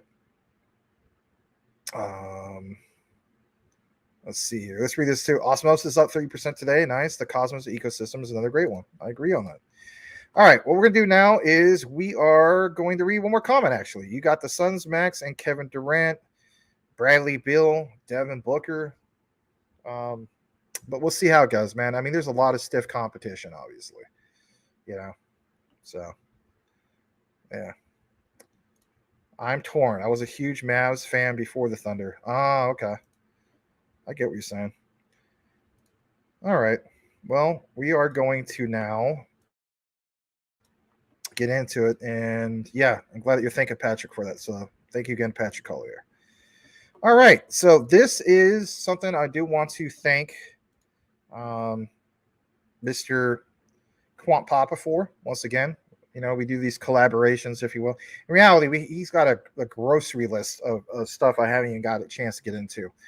And I just try to catch up. But you guys like AI. Shout out to Quant Papa if he's watching or watch on the recorded. Let's get into some quant, okay? Why quant? Well, you need to take a look at some of these things. So let's go ahead and start off with this about ISO TC 307. Obviously, we know that's the Gilbert-Verdian Quant Network Standard. And in the process of doing so, I'm going to blow this up a little bit more.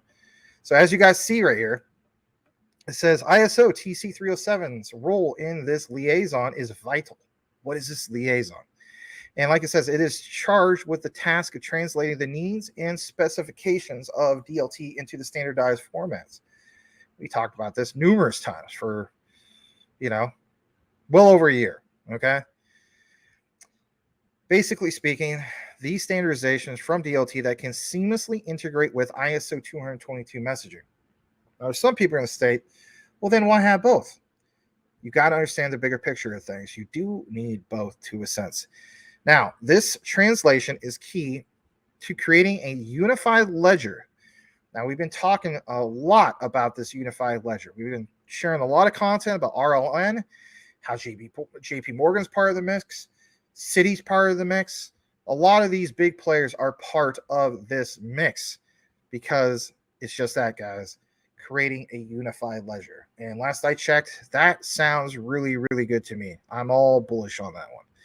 And basically, this unified ledger can effortlessly coexist with legacy financial infrastructure. Awesome. How so?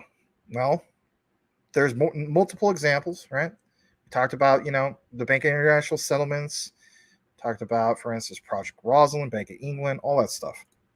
But I want to show you another example that we shared last time. Here it is. Here's Securitize. Now, you did see the last time that we covered this, got honorable mention. You can verify this yourself by going to securitize.io, and it says plain as day, through partnership with Securitize, investors can gain tokenized exposure to KKR's latest healthcare-focused growth equity fund. Now, we understand how big of a proponent Laura Verdian is in regards to Quant Network, right? She's married, obviously, to the big honcho, Mr. Gilbert Verdian, but she really stands out when it comes to healthcare. Quant naturally stands out when it comes to tokenized projects, when it comes to healthcare. But, kind of like back to what Will Fix was saying, the things that run in the background. Quant Network allows quite a few things to run in the background, and especially when it comes to healthcare, because let's face it, even getting healthcare records, last time I would try to get mine, it took me 3 weeks. Imagine going from 3 weeks to having something absolutely 100% verifiable, immutable, as the saying goes, trustless, no problems, right? Instantaneous. We want all those things, right? Time is money, and especially when it comes to healthcare. So this thing, KKR, right? Lower investment minimums and greater potential for liquidity. Why am I pointing this out? Well, if anything, I want to share why. And we have gone ahead and fast forwarded to this particular part of this unlisted video. So you may not have even seen this. Quant Gilbert Verdian's stance on interoperability and the benefits of digital assets. This is 11 months ago. Yes, it was from Sibos. Why am I citing Sibos again? I'll tell you why I'm citing Sibos again. And I thank Mr. Quant Papa for citing it again. The main reason why we're citing it again is because what you're going to hear here soon, back to that reference of KKR. Who the heck is this? Pay attention. Here we go. I mean, once you get to that stage, what's it going to mean for financial institutions, customers, whether it's on the corporate side or on the retail side? Once we have this ubiquity across all platforms, what's it going to mean? It means customers and businesses can actually access new assets which they couldn't before. You had to be a fund, you had to be an institution, and we're seeing that walled garden being broken down, which is amazing, because traditional funds can easily digitize and tokenize, and we're seeing that with KKR. They just opened up one of their huge health funds, in the billions, and they're getting people to access it for the first time, which couldn't have access to that before. And that means more customers, more value for them. But it also means consumers and businesses can do things they just didn't have the opportunity to do. So again, taking an illiquid asset, tokenizing it as a digital asset, using that as collateral in a loan in a new way, it's really transforming financial services. And this time just doesn't happen often. It's every 30 years we get to this transformational phase of FS. Amazing. Well, if we divide that by 10, it's been 3 years since the last physical Sibos. And I've got to ask, what's caught your eye? What trends have made you go, that's interesting? I think what's been exciting for this Sibos, we were at 2019, is top of mind. Everyone is talking about CBDCs and digital assets. And they weren't, not many years ago, it was only 3 years ago that they didn't do that. And what's changed is the regulation has allowed institutions to explore and implement the technology. But what we've seen is everyone has a friction point and a barrier of interoperability. How do we solve interoperability? How do we make this work within our existing core banking system, with our capital market system. And that's something we solved in 2018. So we're quite ahead of the market to be able to implement interoperable blockchain solutions to coexist with their existing solutions. And that work we're actually doing with large banks, central banks, and really testing, instead of just talking about it, testing CBDCs. Absolutely amazing. Thank you so much for your time. Thank you. That's brilliant.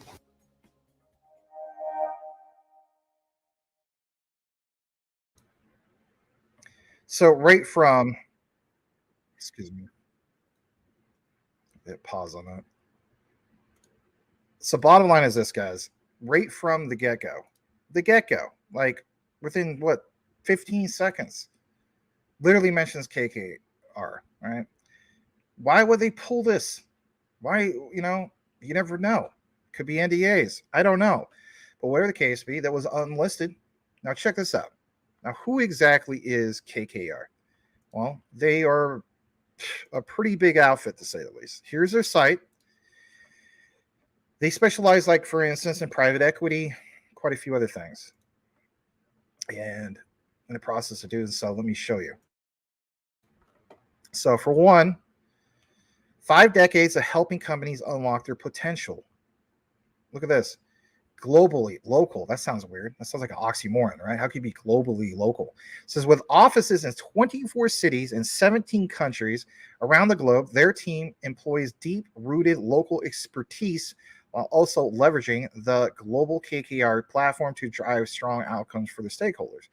They have collaborative teamwork, all this cool stuff, right? Shared ownership. But look at this. Beyond capital, they bring an extensive network of operational capital markets, industry advisors, geopolitical, macro, and sustainability, resources, create value. Look at this. Look at their stats. 170 billion in capital invested, 100 billion capital to invest, 200 plus portfolio companies. So they really, really stand out. And getting a little bit more into this, if you're wondering how much of their worth, they're basically worth, this comes straight from Google, from stock and analysis. KKR and Co. has a market cap or net worth of 63.41 billion as of November 1st, yesterday. So that's a recent report. That's pretty cool, right? Because you guys do want something a little bit more recent. His market cap, were you aware, has increased by 59.13% in 1 year alone. Now, the quant connection, that's pretty big. And that's worth sharing, is it not? Now, I want to jump back to what we have in regards to this outline. So some people have asked, when it comes to quant, about being the core API layer. It gets brought up all the time. Some people want examples about some of this stuff. Let me give you some flat out examples. This is good stuff if you're just tuning in. Because plain as day, you see how this is broke down, right? We talk about interoperability all day long, but can you have a visualization in regards to a core API layer? And the answer is yes. So look what it says here. Central bank ledger, that layer. Have you ever been able to visualize that exact ledger, layer? Talking too ahead of myself sometimes. Simulation of account-based ledger, smart contracts. Where does it go? All right. You do see how it goes to the ledger API layer. Who is at the root core of that layer? Well, it's Quant Network. Who is standing right next to it? The CBDC API layer. Where does that, go? Well, it goes to the Rosalind Sandbox, who is also part of that. Oh, yeah, the Bank of International Settlements, who's also part of that. The Bank of England. How does it really come together? Well, we'll talk about that for a brief moment. So you have these things, they're called DLT connectors. And this is where Gilbert Verdin has literally outlined. And if you're looking at these little boxes, he talks about you can't have walled gardens or silos or anything like that. If anything, you need to have these connectors. Hence why I always talk to you guys all the time about your plugs, your connects. Here's a great visualization. You have a CBDC API, you have a DLT API, and the signing of just that. Where do we have transactions? How are they signed? Who are the responder? Quant Overledger signs of all, and that's the beautiful thing of it being on the Overledger platform, right? That operating system, being blockchain agnostic. In regards to the whole thing with the Rosalind Sandbox, they come in with what's called the orchestration, even with the messages, ISO 222, right? Well, with the DLT message, ISO TC 307 over to the quant overledger. On the far right, it's again visualizations. Virtual handshakes mean just that. It means a deal is struck, a deal is done. Service provider layers, right? You've got your debit cards, virtual handshake, basically just more of that verification. Now, giving you another example about this, what about the platform? Well, the platform obviously is done through Overledger, but the platform to integrate and test payments and banking applications, Quant sits right at the core ledger part of that through its core ledger API done through what? The Overledger platform. So you have two examples. Again, picture what happened on the previous slide. DLT1, DLT2, Quant Overledger, CBDC APIs, the ability to interoperate with existing payment systems. Well, we always talk about ISO 222. And some people have stated, well, why do we need ISO 222 if Quant it has its own standard? It works with those standards as well. That's a beautiful thing about it. Payment systems, the participant network. Who's the participant network? Well, again, that Roslyn sandbox, okay? So you have, for instance, APIs, you have DLT, you have ISO 222 on both particular systems, payment systems and the participating network systems. What about some of this other stuff? Well, as you can see, Project Roslyn, the BIS, Bank of England, just like I mentioned, kicks it on over to commercial banks, institutions, fintechs, PIPs, use case, prototyping, all works interoperable 100%. Now, let's show you just a tad bit more in regards to this. So here's another beautiful example. I love that Quant Papa got us this information. So on the far right, you do see, for instance, the server provider layer. We'll kick it more into what we have on the left, but you see some big, big names here. Barclays, MasterCard, Amazon, Bank of Canada, Banque du Canada, right? That'd probably be more towards the Quebec side of things with Montreal and so on, because they speak French Canadian over there. Revolut, Worldline, BNY Mellon, right? So some big, big names. Now, back to the whole topic of the central bank ledger layer. You have a simulation of account-based ledger. Proxy contract kicks it over to that ledger. For what? That would be on the quant side of things. On the central bank side of things, the far left, look what it mentions. You have data storage, those accounts, right, all contained on there, even on legacy systems, because those legacy systems are not going to go away yet.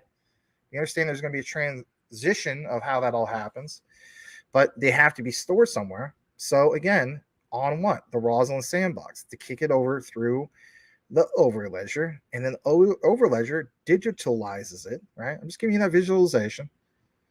And look what it mentions. Co-contracts, smart contract functions to kick it over to what?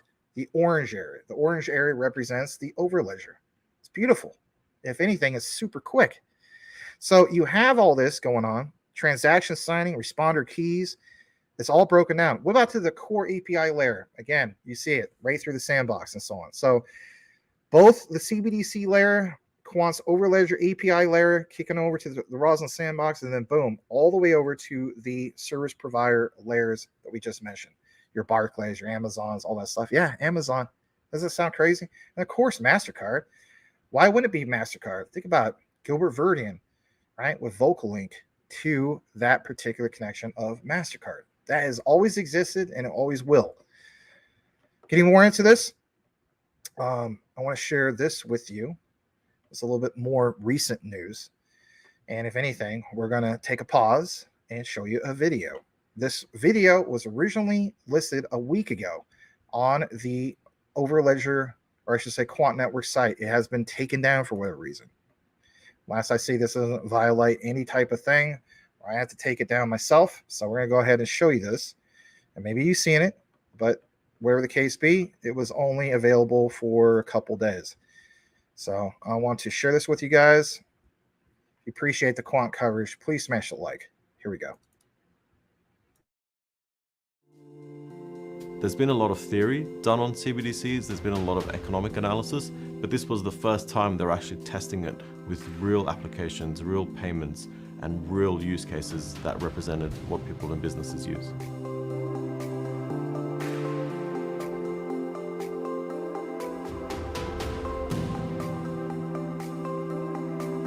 Project Rosalind's objectives were for the Bank of England and the Bank of International Settlement to understand what a CBDC means for banks, institutions, payment organizations, and fintechs in a real-world setting. We actually created a new form of money. We were able to create a new form of escrow, a digital escrow. We saw firsthand participants like the Central Bank of Canada, Amazon, Barclays, MasterCard use this innovative escrow technology that we built to create new types of payments and new types of flows. What made Project Rosalind so successful was that it was very, very driven by end users. They engaged the API users and some big folks and some small folks early on and continuously throughout the project, and they still are doing. And that focus on what is it that end users want, why will they find it useful, actually is a massive contributor to project success, right? It means there's a reason for the project to happen, which is not the case with all blockchain projects. It was very, very iterative. Every week we were coming up with new requirements. Every week we were producing new demos, and we had really strong participation from the Bank of England, from BIS, from everybody. And the project was like an absolute dream, right? It was the best project we've worked on. It was truly agile. We're receiving requirements, shipping a build, receiving feedback from users within a 2-week span. It's something that you don't get very often in projects or products, that you're getting user feedback within 2 weeks of getting the requirements. So that by itself was exhilarating. Quant's technology for Project Rosalind essentially provides the technological foundation of the entire project itself. A big part of our contribution to that was Overledger, our technology, and that made everything much smoother and much faster. If we'd been building against a regular blockchain and integrating with it directly, we would never have been able to do it in 6 months. The whole idea of Project Rosalind was to create a whole bunch of APIs that businesses and banks could use to interact with CBDCs. Those APIs actually talk to Overledger and interact with the blockchain via Overledger. So we literally provide the technological foundation for interacting with blockchain. The other area where we contributed a lot was in our smart contract expertise.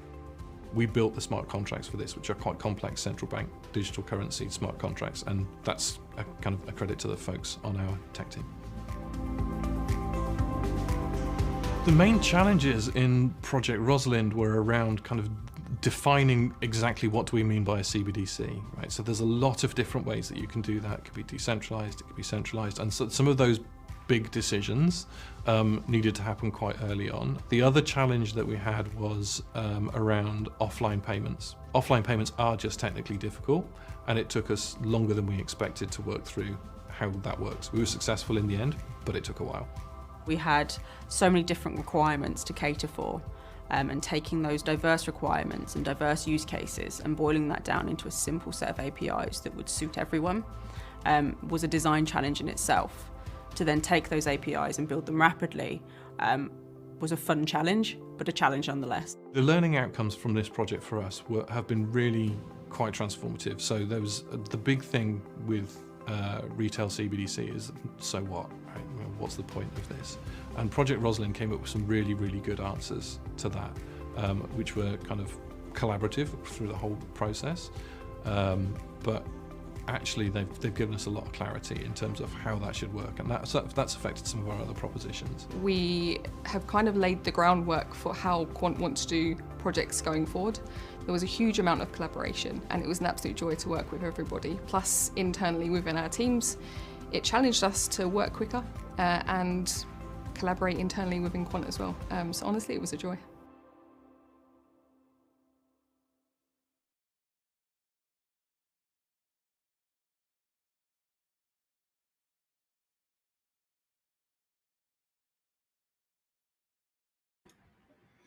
All right, we're almost done in regards to the coverage, but that backed up everything that you saw presented earlier, right? Nice little visualization.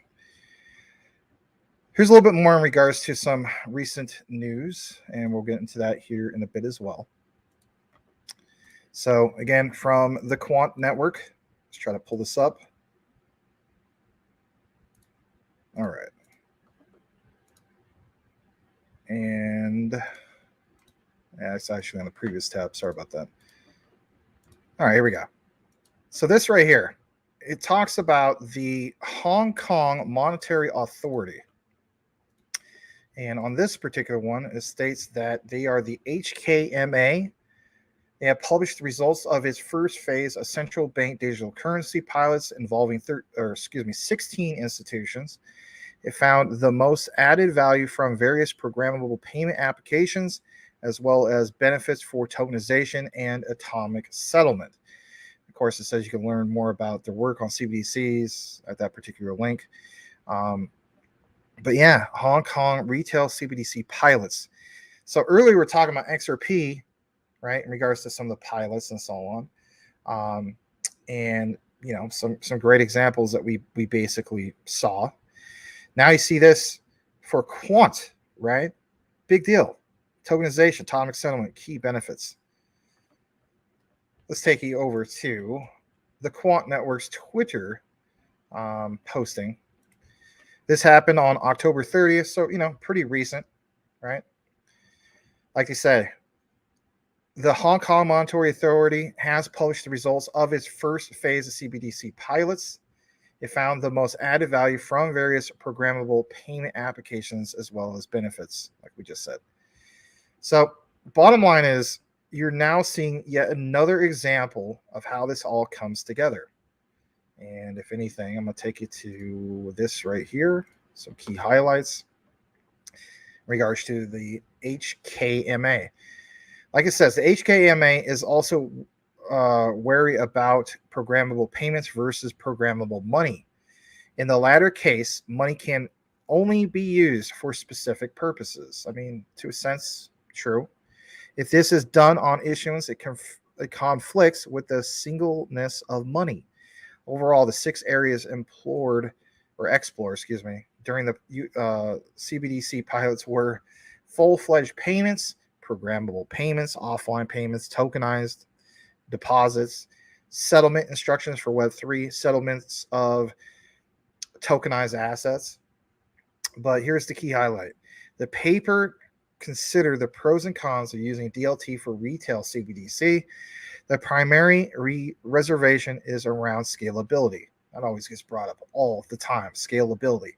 However, the HKMA sees opportunities with DLT for better future interoperability and ease of development. So, cool stuff. At least one additional pilot phase is planned. We referenced that on the previous slides.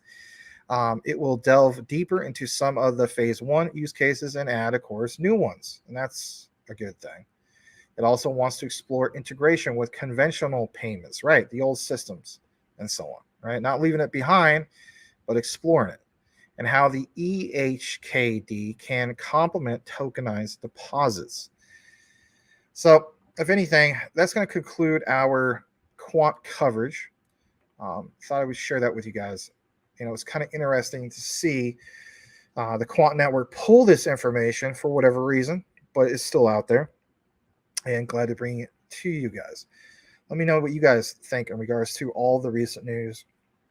For Quant, let's face it, in the last couple of weeks, we've seen the price go from roughly $85, $86 to 106. There's been a little bit of a pullback and so on. Right. People take profits. That's just the way it goes. But always interesting to see what Quant is doing. I think Quant is absolutely going to be huge within the next few years. And if anything, I will continue to DCA into it. All right, guys, that's going to conclude our coverage for Quant. The next coverage that we're going to have tonight is going to be JASMY. We have some, I guess you could say, some key findings in regards to that. All right, let me close out a couple tabs. Let me get back into the comments. And let's see who's next on our list. All right, we have, I think, some comments from the Will Fix side of things. We still have about 21 people watching over there. Thank you for watching. Appreciate you. We have a guy named Bhaskar Joshi, not to be confused with Josie. Why XRP is going down? People taking profits. That's basically it. That's how it always works. But you know, after that, we should see new support lines. You know, some people were saying, "Hey, we got 60-cent support line." Not quite, right? That was too early to say that. But that's usually how it goes. All right, let's kick it over to our side of things over on Maximus Crypto.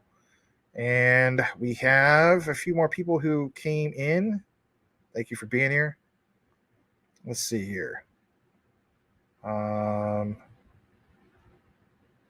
Learning Vol, Jasmine Navy, stand up. Thank you very much.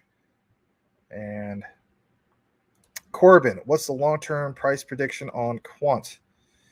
You're going to think I'm crazy with this, but I'm going to go with a minimum of 10K per QNT at the height of the bull run. And I have a max of around 100,000 or more.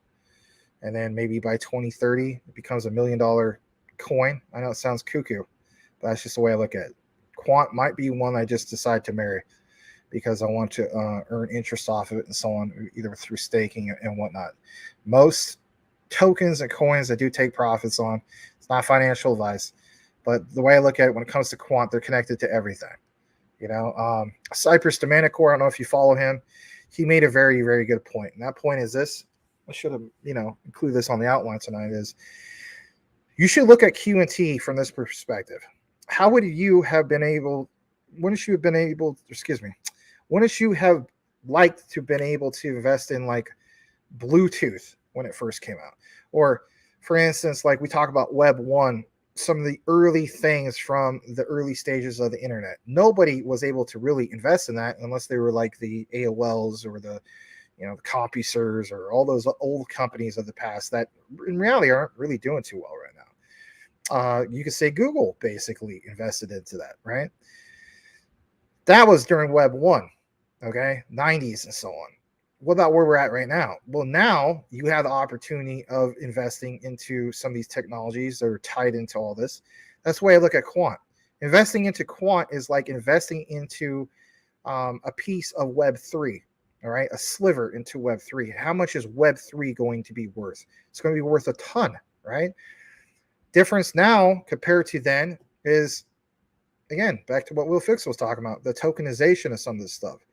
So the way I look at it, Quant is connected to literally everything, interoperability for 100 plus blockchains, and thousands of use cases and so on, tied into things that we're probably not even still aware of. Right, that's going on in the background that we still don't know about. We just get like the icing on the cake or the tip of the iceberg, if you will, when it comes to finding out some of this information or some of this news and so on. So I like the idea that, yeah, there's scarcity when it comes to Quant. 14.88 million of these tokens, far less compared to BTC. Huge upside potential when it comes to Quant. It's just like anything, how long are you willing to hold a particular asset? Are you only holding to 2025? Do you take profits at 2025 and then you hold a bag for, 7 years down the road? Everybody has a different outlook, a different way about how they're going to go about this. All right, let's see here. Let's read a few more comments and we'll kick it back into what we have. We have some JASMY for you. Corey B-Bay, I'm getting close to my goal of 1 million JASMY. Awesome, man. That is super cool. Obviously, 1 million JASMY is not a scam, right? Yes. Richie Rich, welcome back. Good to see you with your, I don't know if that's a picture of your aquarium or what, but of your starfish. Interesting. All right. Let's read this from Darius. Once JASMY hits $1, you have to change your name to Texas Longhorns fan for 1 day. What the heck? Okay, maybe. I'll consider that. All right, just for you, right? I don't know if Boomer F and Sooner would like that too much since he's a Sooner fan, but anyway. Oh, maybe you probably are talking to Boomer. What am I talking about? You're not talking to me. You're talking to Boomer. All right. Oh, yeah. It'll happen sooner, hopefully, than later. Yeah. All right. The Horns going to have their hands full on Saturday. Okay. That's obviously between you guys. I read that wrong. Sorry. All right. Corey B-Bay. I love XLM as well, Ghost. Good point. All right. Let's read this. Breaking news from the one and only Elon Musk. He says PayPal just got approved to offer Bitcoin and crypto services in the UK. Wow, that is breaking news. Maybe you have that on crypto Twitter. Let's see. Let's see what we got. Maybe Crypto Mike share this. Well, he has other news he shared. I don't really see this, but that's okay.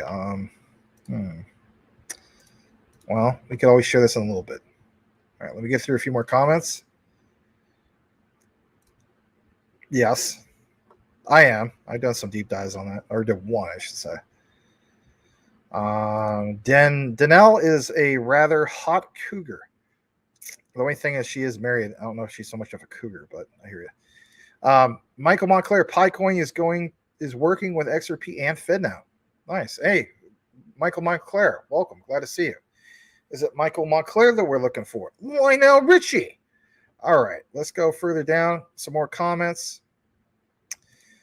John Francis says that he would butter the biscuits of Danelle Dixon anytime. All right, fair enough. I mean, she's not a bad looking lady. All right, let's see here. Boomer F Center. If Oklahoma University and Texas lose, they both could miss the Big 12 title game. 2 losses each, and would most likely lose any tiebreakers. Oh, okay. Interesting. All right, let's read this from Corey Bube in regards to Mike Cornwell's news. With PayPal getting the nod in the UK, he's sure Elon and Twitter are working on a plan. Okay, interesting. Yeah, I'm glad I never got involved with SafeMoon. I had a weird feeling about it. All right, so with Lofti Real Estate, I don't have to do any form of taxes. No, that's not what we're saying. I mean, at some point, you're going to have to take some profit. And when you do take profit, that's when you're going to get taxed. And that's when you have to report it.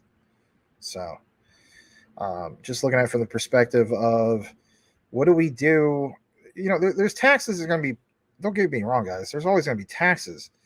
But it's like, are you going to, for instance, let's say, for instance, you added all this up. And you're like, I'm taking profits. And I don't know, let's say you're now, just gonna throw an example. You're worth a couple million, okay? But like, if you cash out all of that, you're hit real hard on taxes. If you stake, you earn a yield on that, and then whatever your profits are from the staking, technically, or what you can get taxed on, because that's taxable income. Or if you choose not to, cash that portion out, then you still can't be taxed on it. You only get taxed on what is considered like a cash out. All right. So for some people, maybe they still don't do that. Realistically speaking, I mean, I imagine some people would. I mean, why would you want to continue to just go back with the old traditional way of doing things? I mean, I don't know. But, so buying some of this stuff, right, switching it over, from one platform to the other and buying a bunch of these particular tokens and then earning a yield, you could choose to still not cash that out, right? Which sounds nuts. Or if you do cash it out and you live off that particular income, then yes, you would get taxed on it. But again, so many people, the average person is just going to cash out as much as they can. And then they find out like, God, man, I just got taxed something fierce. Well, it's kind of like an offset. Would you rather still be earning interest off of all this? Or would you just rather, I don't know what it is. What is the tax rate? I have to look it up. But I mean, I know, for instance, people who win the Powerball who cash out immediately, and I'm not saying there's anything wrong with this, $100 million, then you keep, after taxes, $33,333,333.33. So that's an all at once type of thing, And so it's kind of like, do I want to pay a lot of taxes or do I want to pay a little bit of taxes? That's basically what we're trying to say. Maybe that was kind of took a while to explain that, but you can look more into it. I don't know if you ever made money with crypto before, and if so, that's the scenario. You have to report anything that you made a profit on. Now, if you had losses, right? A lot of people had losses from the crypto bear market and so on, crypto winter. Then you can, of course, you report that, but you don't get taxed on those losses. That's a lot to explain. Anyway, let's read a few more comments. We'll kick it into the JASMY coverage here in a bit. GG says Q&T will be, oh my God, that'd be beautiful, wouldn't it? But we're referencing now, GG, that's like saying XRP going to 10K. Nah, to each his own, right? All right. XRP2, how many is that? So on 3. So billions, trillions, quadrillions. XRP and Quant are the ones I'll be selling the last or passed down to family. Well, that's a good point. All right. Let's welcome back MC Prosperity. 1.5 cents down is nothing. Relax. Yeah, I would agree. Elon Musk just tagged you on that PayPal BTC thing. Okay, cool. Let's pull that up. I also want to welcome 3 7s. Welcome. Glad to have you here. Guys, always welcome new covers. We do appreciate you. All right, let's pull this up from the one and only Mr. Elon Musk. All right. Let's see.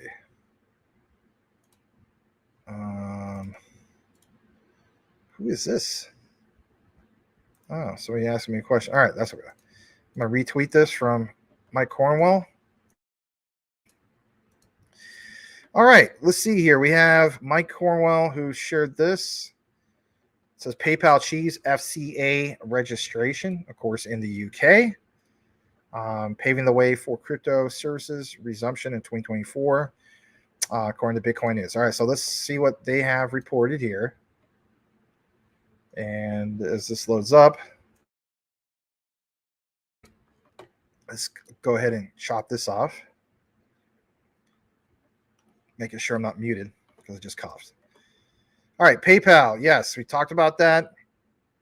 It basically says that this move comes shortly after PayPal's temporary cessation, so that's how you pronounce it, of crypto purchases within the United Kingdom, although the company pledged to reinstate these services at the start of 2024.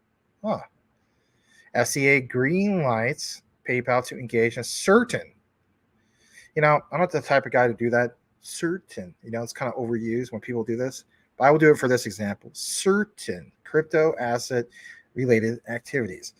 PayPal UK Limited is now listed on the FCA's web registry, having received authorization to engage in certain crypto assets related activities. This development is in sync with the UK's recent extensive revamp of the regulatory policies affecting the crypto industry.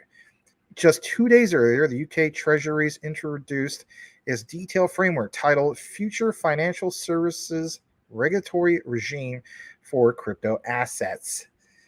This crucial document from His Majesty's Treasury sets forth the regulatory expectations for crypto asset issuance, disclosures, and the operations of crypto asset trading platforms. Okay, it emphasizes the imperative for any entity providing crypto services to secure FCA approval and to comply with rigorous anti-money laundering. So, I mean, it's good to see that, PayPal is not just allowing anything and everything, right? And it says certain ones, but what certain ones, right? I guess that's going to be the next big thing we're going to find out about. In a separate release, the FCA and Treasury have presented the stablecoins update, mandating that any financial service entity interacting with crypto assets must operate with the regulatory boundaries established by the Financial Services and Markets Act of the UK. All right. We have pointed out that the UK was going to lead the charge when it came to that. Likely anticipating this new regulatory environment, PayPal temporarily puts its crypto asset purchasing services on hold, of course, in August. In the meantime, other firms in the crypto asset realm opted for diverse strategies, ranging from halting the acquisition of new customers to exiting the UK market altogether. Consequently, due to the extensive regulatory shifts, PayPal may also find itself needing to restrict access to new customers and could potentially undergo changes in its operational framework in comparison to the previous regulatory scenario. You want to know how I interpret this? All right. And this is my own opinion, okay? PayPal realizes they got to do one heck of a lot more than just have what's this thing they got going on with Paxos, right? For the stable coin and the few that they have listed on their platform. They need to get with the picture. Getting in with the picture is getting in with the now, right? Maybe, your Stellars, your XRPs and stuff like that. Because if they don't, they're going to get swallowed up. Right. And they also realize, Elon Musk, his stance, he hasn't come out and said which ones he's going to use for cross-border payments and retail and so on. But for the most part, a lot of us are leaning towards the whole notion of it's going to be Ripple's XRP for your cross-border, central bank money, if you will. And retail money will really, really stand out as far as Stellar. And then we talk about trade. Okay, might as well throw in some XDC. How about this? Can we even throw in some quant in the mix? Some people say, well, no, we don't need to.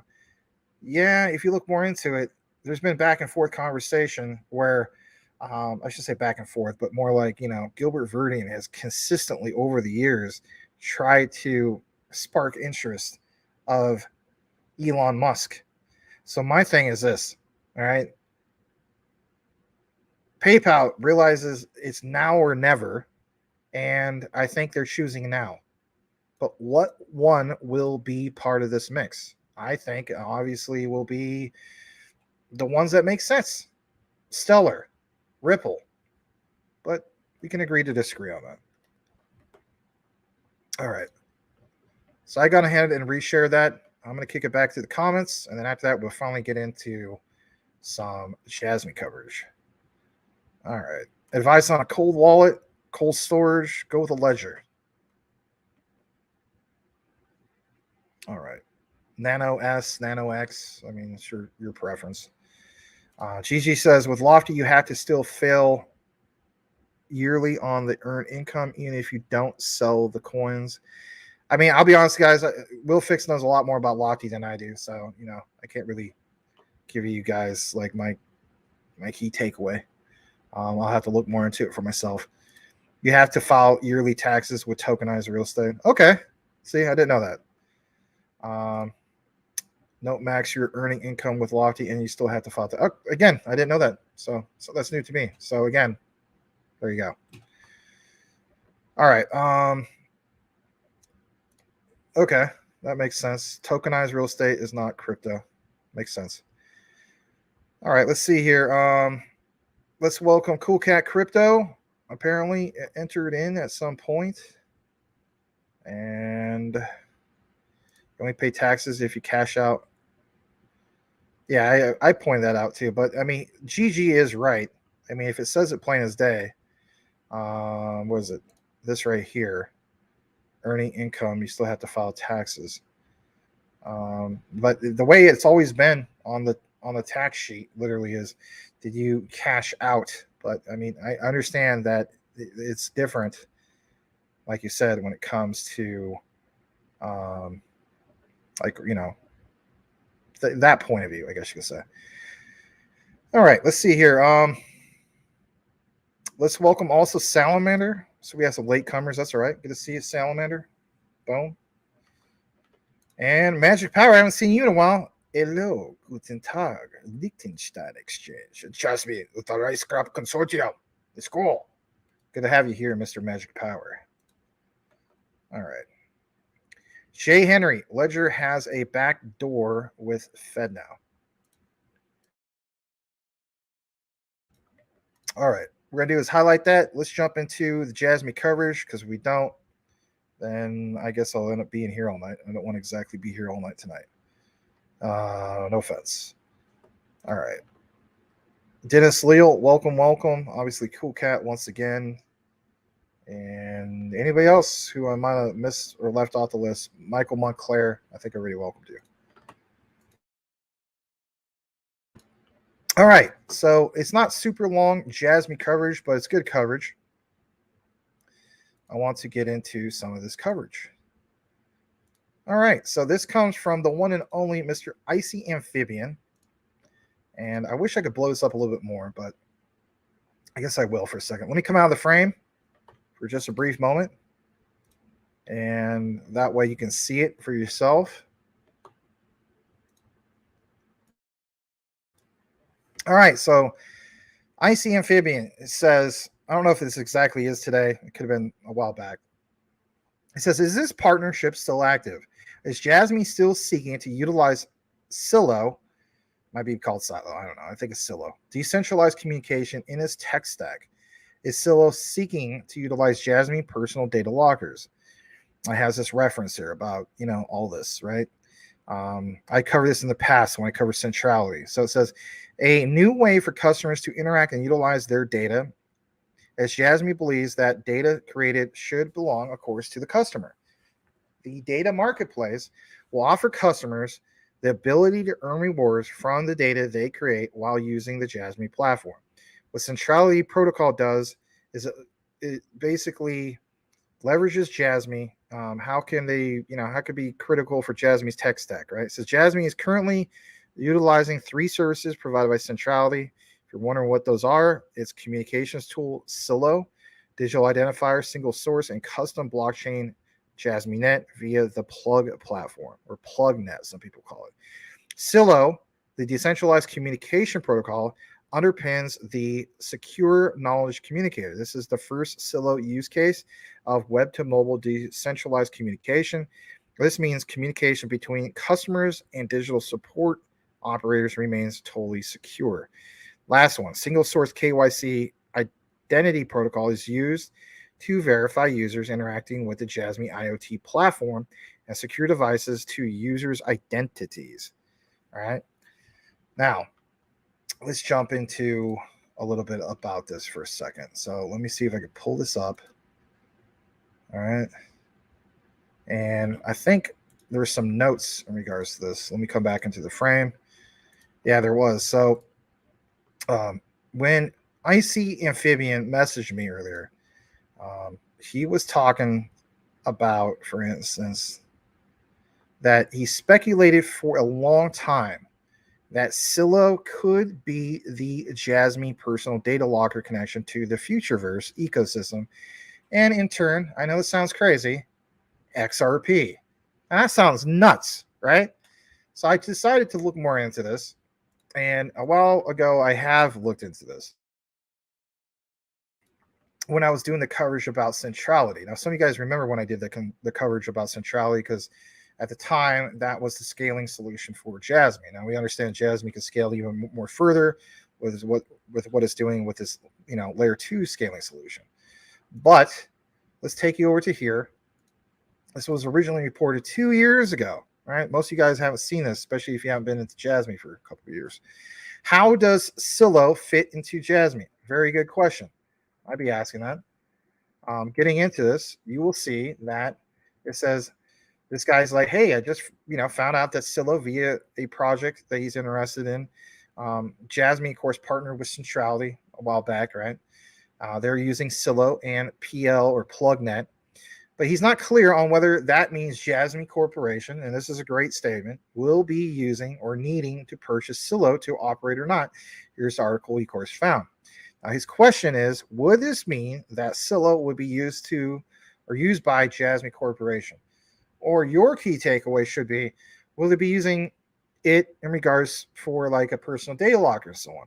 Or is Silo providing the wallet / communications tech, but JASMY would have their own implementation, which would not require Silo, right? So some great questions here.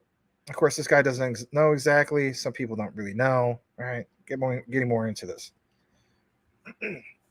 So here is the original posting from Centrality, and then we'll get into some of my notes here at the end. So enterprise blockchain solutions made simple with, of course, centrality. Some of you guys, of course, seen this. Some of you haven't. But I thought I'd give you a little refresher. This was posted all the way back in 2019.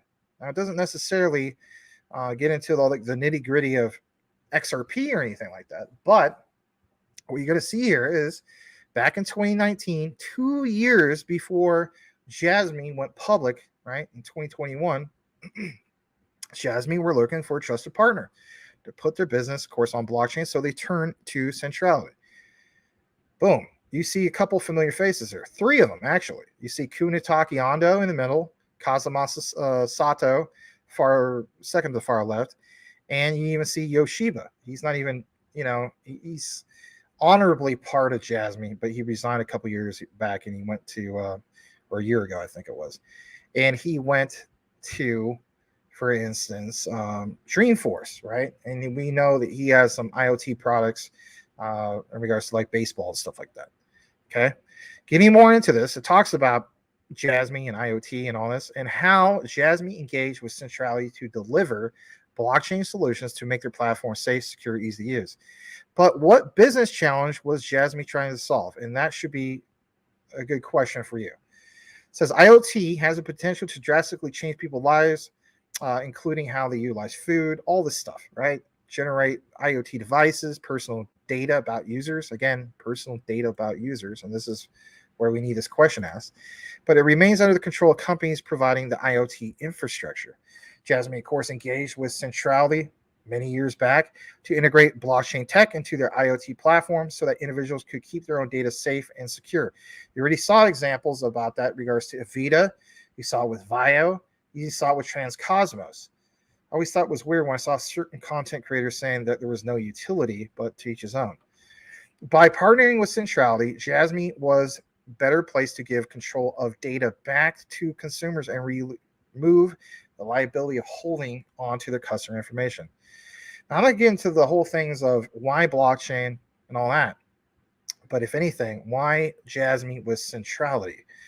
Centrality, of course, provided 3 solutions regards to all this. So SKC, we know about that with JASMY, one of their main utility layers, right? The secure knowledge communicator. Customer support solution that is secured on private blockchain ledger, protects personal data, right? We know about some of these things, Smart Guardian. But this part about a data marketplace is something that's been mentioned for quite a long time. And some people feel as though, are we finally going to get to the part of, we will see a decentralized data marketplace? My answer is yes, but we need to get to this layer 2 solution. So you could see how this was all, I guess you could say, conceived a long time ago, back in 2019. And even this part, how is it going to use JASMY to leverage, centrality is going to use it? Well, this part mentions that JASMY is currently utilizing 3 services provided by centrality. We cover that. Communications tool Silo, the digital identifier, single source, and custom blockchain JASMY Net via the Plug platform. In the future, you should see more about this. That's not a nothing burger that just went away. Silo, if you're wondering about that, since we brought it up, they are the decentralized communication protocol, underpins the secure knowledge communicator. And to me, this answers the question of, do they use the PDL? Yes, they use the PDL. I don't think that's speculative. I'm glad that IC Amphibian pointed out, because Silo is the decentralized communication protocol, underpins the secure knowledge communicator through JASMY's personal data locker. And this is the first Silo use case of web to mobile decentralized communication. This is big.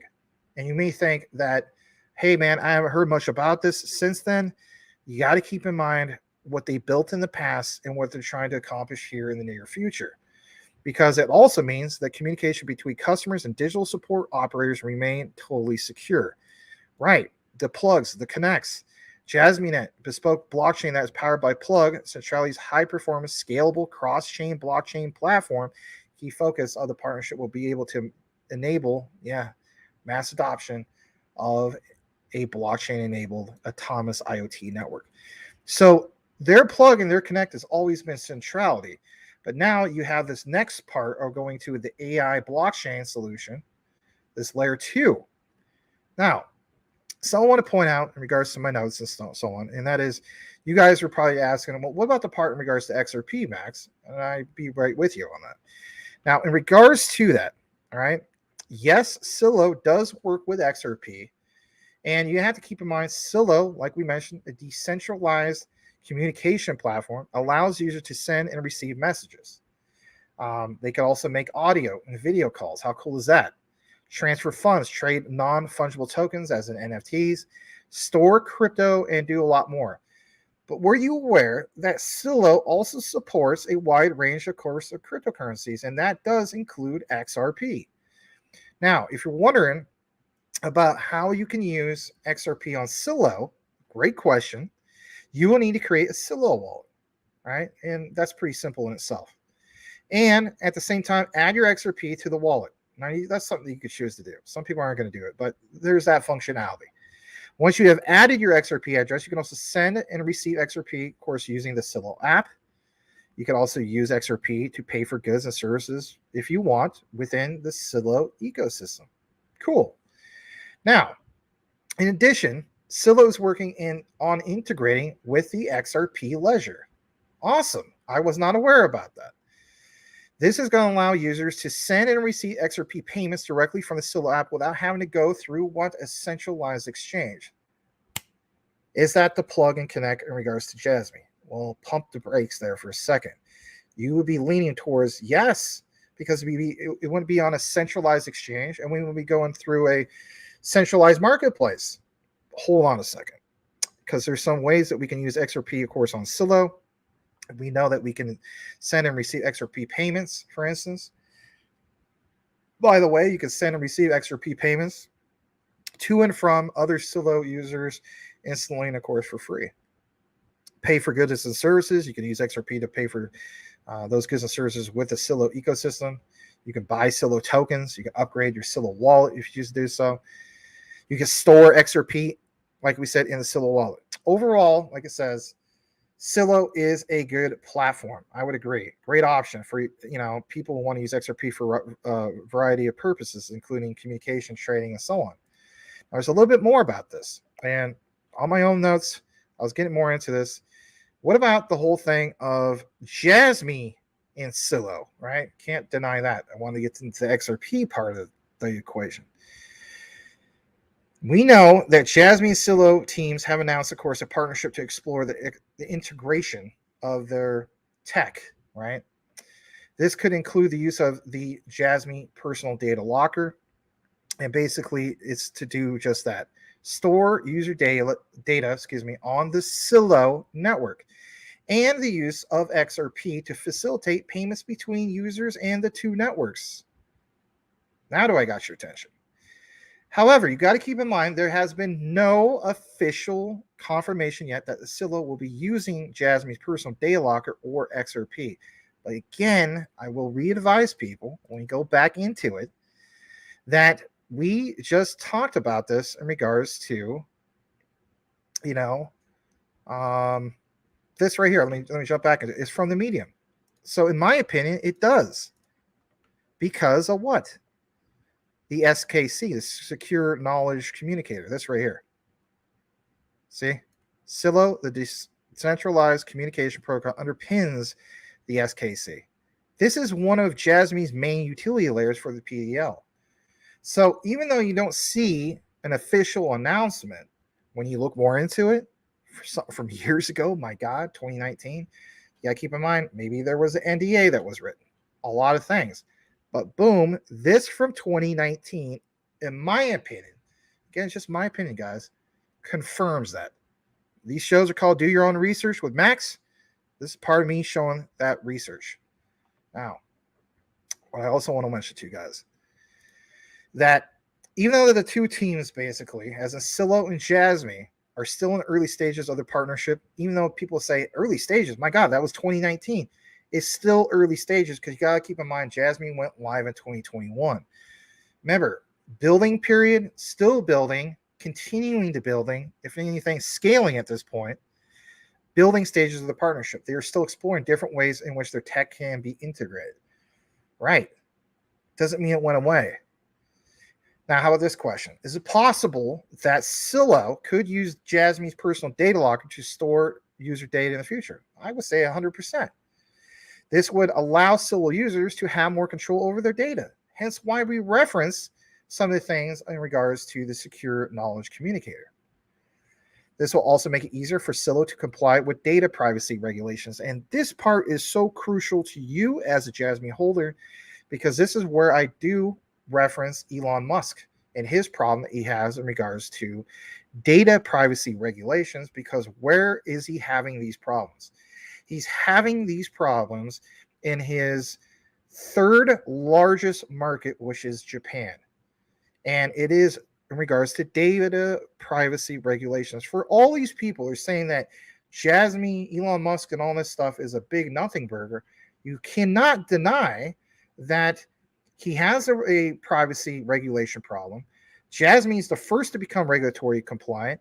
And not only are they regulatory compliant, they meet all these guidelines in a country that has the strictest when it comes to regulations and compliance and so on. They've, crossed all the T's. They dotted all the I's.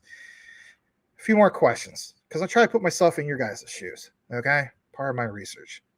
Is it possible that Silo could use XRP, listen to this, to facilitate payments between users of the two networks? This would allow Silo, basically, and their users to send and receive payments quickly, cheaply, regardless of their location. True.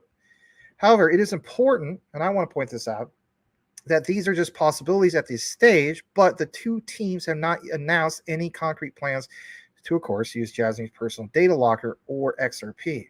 But again, if you jump back to what was posted a few years ago, there's no denying this, and they never took it off. And we have seen instances where information is scraped and is pulled off. Here's this other one.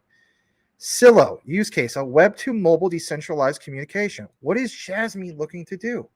Create web to mobile. What have you also seen reported from the JASMY management team?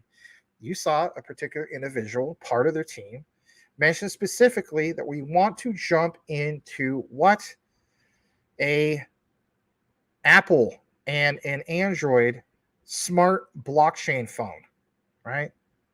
So are they using it or are they not using it? Or do we have a case of an NDA? And then this last part. KYC identity protocol used to verify users interacting with the JASMY IoT platform from single source, okay, and secure devices to users' identities. This creates a whole new way of interaction between people and what IoT devices. JASMY stands out ahead of the pack when it comes to IoT. So I'm just trying to put the pieces together, draw your own conclusion. If you think it's a nothing burger, hey, that's okay. We have a difference of opinion. But I'm paying attention to all of this, especially this last part. I don't have it on the screen anymore because it talks about plugin. It talks, or not plugin, plugnet. Right? I don't want to confuse that with XDC because that's a different thing. But Centrality's high-performance, scalable cross-chain blockchain platform, a key focus of the partnership will be to enable mass adoption of a blockchain-enabled autonomous IoT network. I've always stated for the longest time, I think Centrality's always been JASMY's plug and connect to mass adoption, but it gets forgotten about. Let's not forget it. If you appreciated the content tonight, all I ask is that you smash the like, make sure you're subbed, and I thank you. All right, we're going to now kick it into the last bit of comments. We also have some, I think we have some Hedera H-bar for you guys, but let's see what we have in the comments. All right, going further into it, we have Jay Henry, Apple Pay using XRP crypto and default payment. Thank you for that. Osmosis up 107% in the last 14 days. That's incredible. Awesome. Dang, Osmosis went from 36 cents to 77 cents this afternoon. Nice. ETH lost a few good projects to Cosmos lately. How about this, Cool Cat? I think we're going to be saying that ETH lost a few good projects to a lot of projects lately or in the future. Anyway.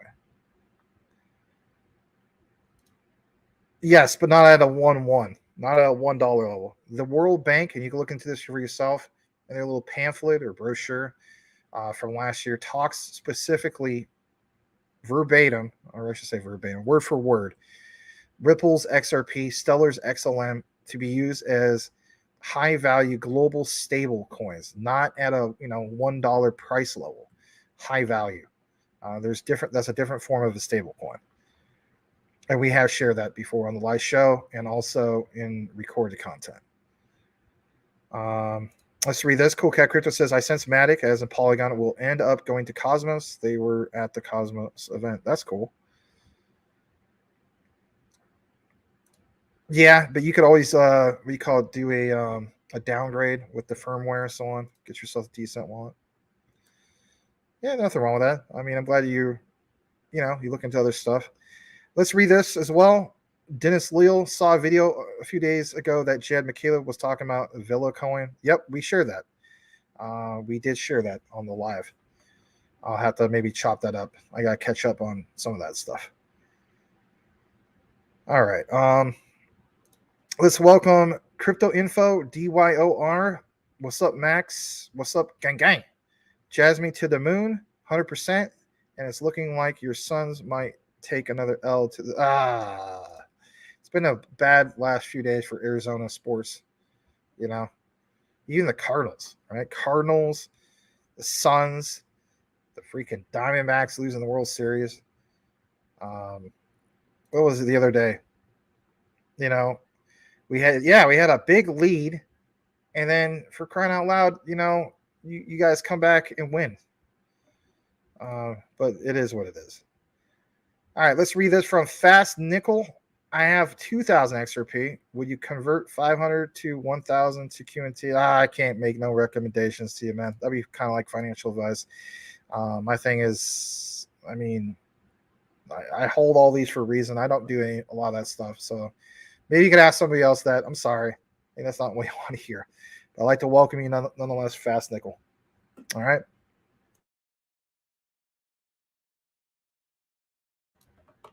All right, let's double check the other screens. All right, let's see here. We got Salamander with the 589 super chat. Let's support Max, guys. We all have made money on XRP. Sharing is caring. Don't be Scrooges. Thanks, man. I really appreciate that, Salamander. Some of us have made money in XTC and some other things, and Stellar and Quant and I don't know. What's the other one I used to cover?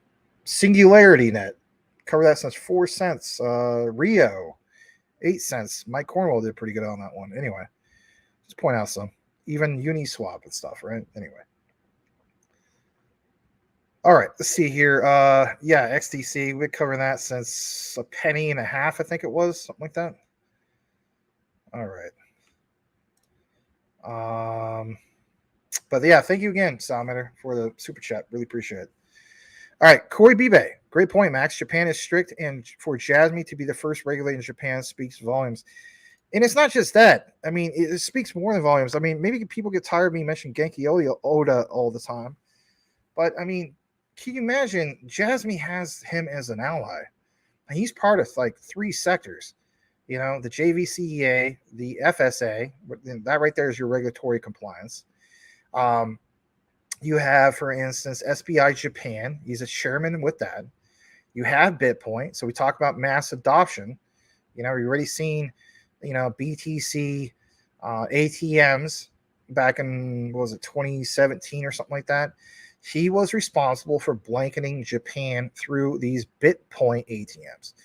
BitPoint is invested, 51% of what JASMY is or something like that. So there's that. The way I look at it is like this, to give you a quick analogy of how to look at Genki Oda. He's like the opposite of Gary Gensler. Really, I think that's a fair analogy.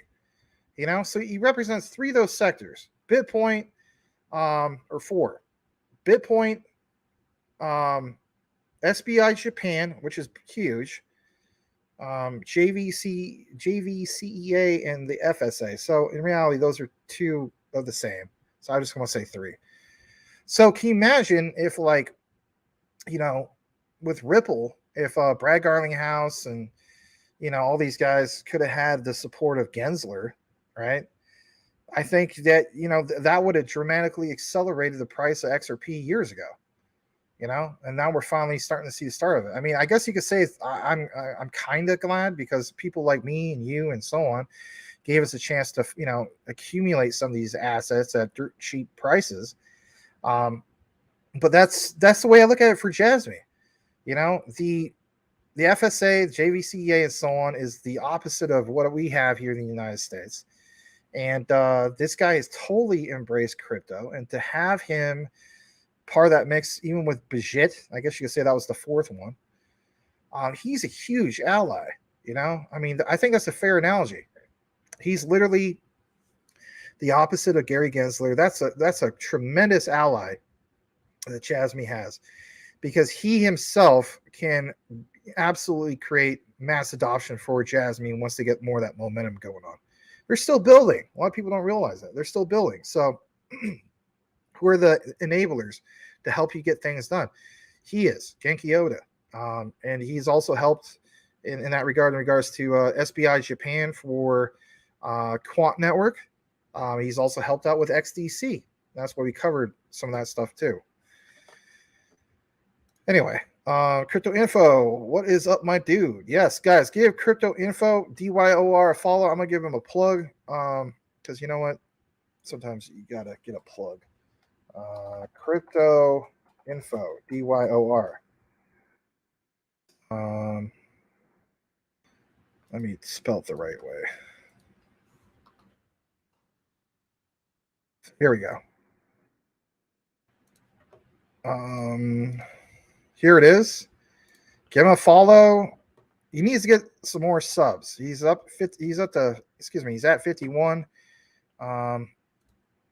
Let's see. You did a video of a day ago. Andre Iguodala shares what's next after basketball. Your crypto info or crypto interview with Chance 9T6. Christine Lagarde. We shared her. Gary Dirty Gensler. He needs some support. He needs some people like us to go, watch his content, subscribe to him. You can follow him at cryptoinfo_DYOR. We'll leave that up there for a bit, okay? We'll read a few more comments. All right. I guess we won't read more comments. So that'll be it. So what we'll do now is we will see what Mike Cornwell has for us in regards to Hedera. And then after that, I think we'll wrap it up. So let's see what we got. All right. Share this tab instead. Actually, hold on a second. It's 12 minutes ago. Could have sworn you said you had some Hedera. Well, maybe you meant Casper. I don't know. Well, we'll get into one about Casper because that was good stuff too. Let's see here. Yeah, let's share this for a second. So let's pull up the Casper. This is kind of like some bonus coverage. Where is the Casper? I always like this one. It has the nice little flowers for April Cornwell, right? So there's your flowers, Miss April. All right. Let's pull this up from Mike. Here it is. And he says this right here. Casper 500x equals $19 per Casper. That's crazy.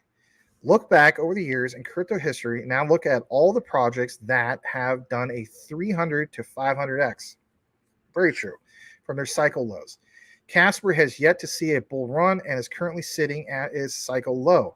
So yes, in the coming years, he does see Casper hitting the market cap of ETH and reaching that $19 to $20 price. Even if you don't believe in that high of a price target and want to be more conservative, that it's going to be like, for instance, $3 to $5 a Casper. And I am talking about Casper with a hard R.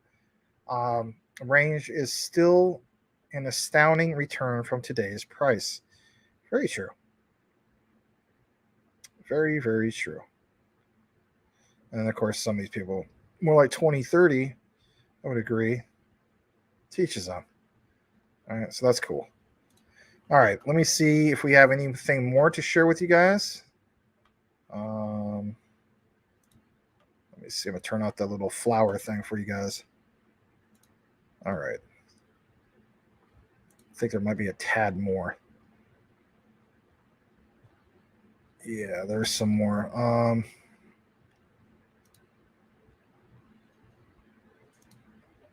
I think. Hold on a second. What is Swift? I might say this for another day because I gotta see what time it is. Oh boy, almost 3 hours.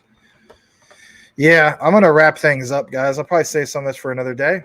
I'll read the last two comments. $19 Casper. I'm definitely a multimillionaire if that happens. I don't know if I'm a multimillionaire at that point. Let me see. Gotta see, because I'm kind of stretched thin on my Casper. I haven't hit my goals. I haven't hit my goals on everything.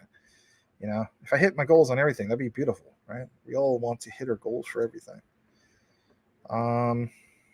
Casper, let me pull that up for a second, because now everybody's got me kind of curious. So let's see.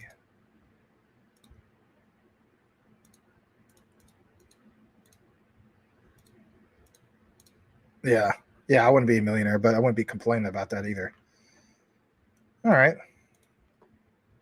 Patrick Collier, I hope so. Learn later, guys. Death row, Max. Death row. Good night, folks. Thanks, Max. You're very welcome. Yes, I don't have death row on, but I have. What do we got here? Hip hop was dope in the 90s. Yes. Wu-Tang. Right? Good stuff. All right, you guys, please smash a like on your way out. We currently have 65 likes on Maximus Crypto, 27 people watching here on Will Fix's side of things, 19 people still, 20 actually watching over there, 66 likes over there. So that's cool stuff. Please give a follow to myself and Mr. Will Fix. And congratulations once again to Will Fix, ticking up to 6,030 subs. Actually, it might be more than that. Let's see what it really is. Because I'll imagine manager over there. Oh, I see. Yeah, 6,030 subs. And then let's see. Did we tick up over at Maximus Crypto? I can always find out here in a second. We are at shoot, I gotta view the dashboard, don't I? All right, hold on. We're about to wrap this up. I like giving you guys some stats for a second. We are at 2,497. So it'd be kind of nice to get to 2,500 here soon, right? Not too shabby. So I do appreciate you guys. You guys are awesome. Thanks for tuning in. And you guys have a great night. Staking Casper on Casper Live, 10% APY. Cool. Crypto Info DYOR. Thanks for shout out, Max. The subs will come in due time. It's all about that return on investment. You know what, man? You stay positive. That's awesome. You keep it up, man.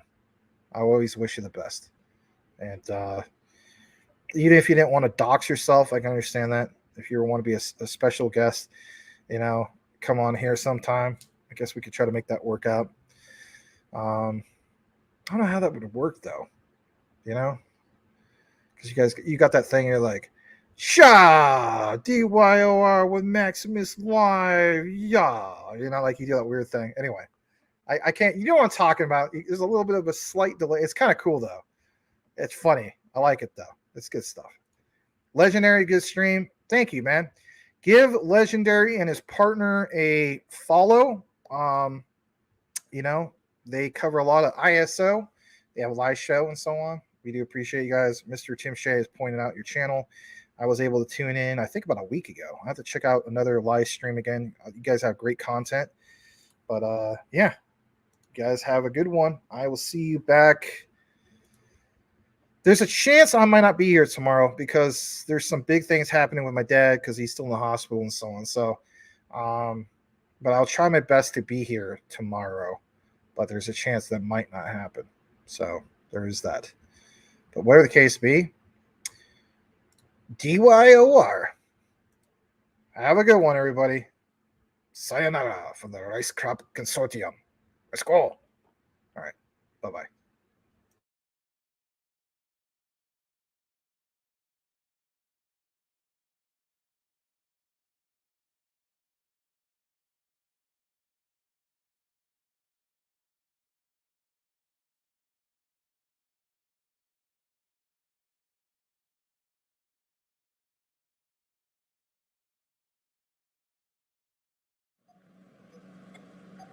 Yes, Lord Sidious. Understood. Screw you, CZ. You are not even part of TERRA. I will show you. I will show everyone. You guys are going to get a fork, whether you like it or not. I have got to get out of here. The people of Seoul are setting the city on fire.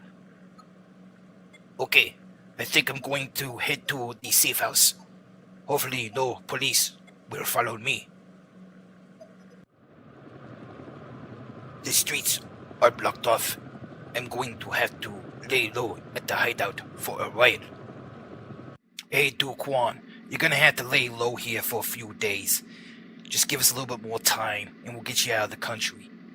Don't do anything stupid, and if anything, if you get hungry, you can use the microwave. Use a microwave? What do I look like? A poor person to you? I've never used a microwave in my entire life.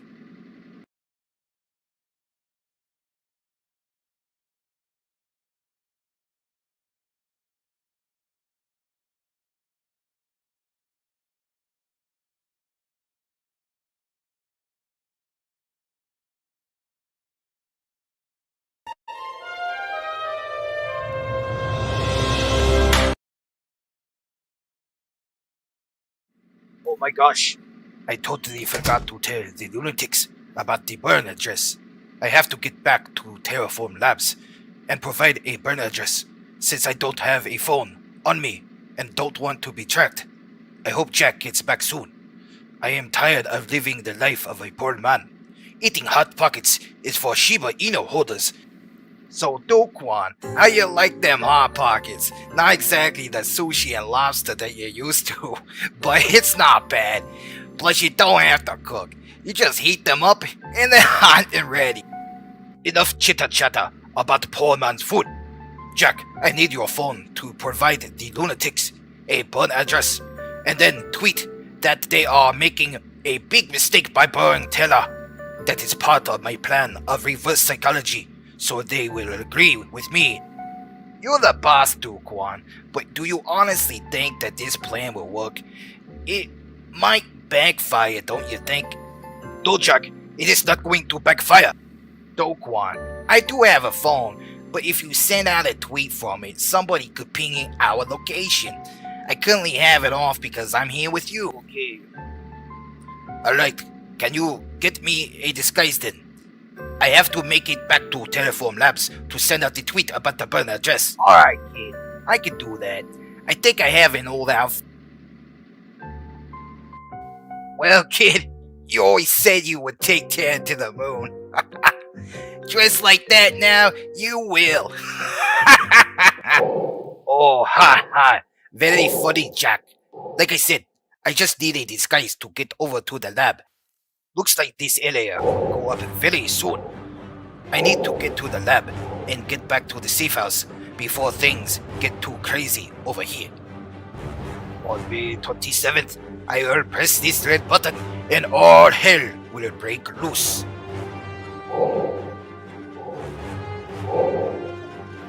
This badge, this 46, this fire is getting worse. I need backup music. SCP to contain this fire. The smoke is starting to go everywhere. Time to get this tweet out and get out of here. Alright, here's my burn address. Good. Now to use reverse psychology on them and manipulate the market even more before May 27th.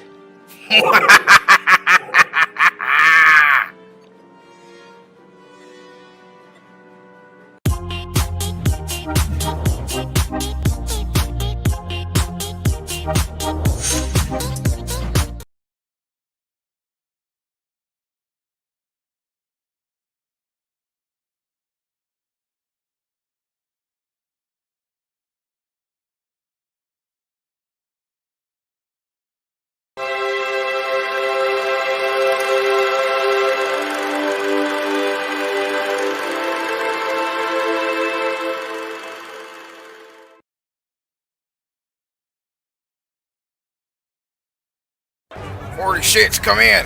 46, come in. These people have torched up the entire block. Something about a burn address and false hope in a Duquan. 46, why aren't you sending me help? Alright, I bet those lunatics are burning their TERRA. I am glad that I was able to reactivate the teleportation device so I can warp back to the hideout. I could warp to another city, but only Jack has the button codes to initiate TERRA 2.0. Dang it! Well, as soon as I get there, I can take off this disguise. Starting to get hot in this thing.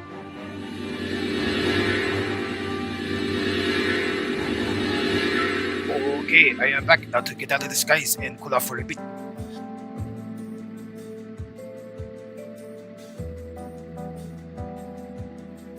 Boy, am I glad to get out of that hot disguise. Glad to see that the teleportation device still works. Hopefully Jack will bring some food.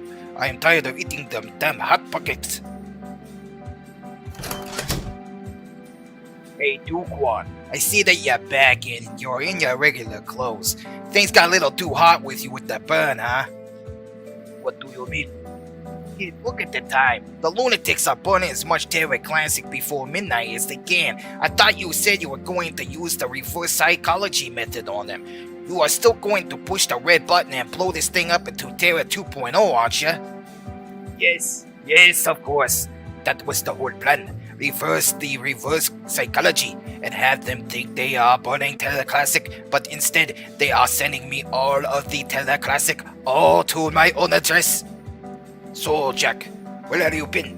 Every time I come back, you are gone, and then back as soon as I get here. Well, kid, while you were at Terraform Labs, I had to do some of my own work by disabling the emergency communications to where the fire was. The guys from Ladder 46 won't be able to respond to anyone at the burn site. Speaking of which, those lunatic idiots are not just burning the TERRA Classic, but they are burning down the whole block and soon the whole city.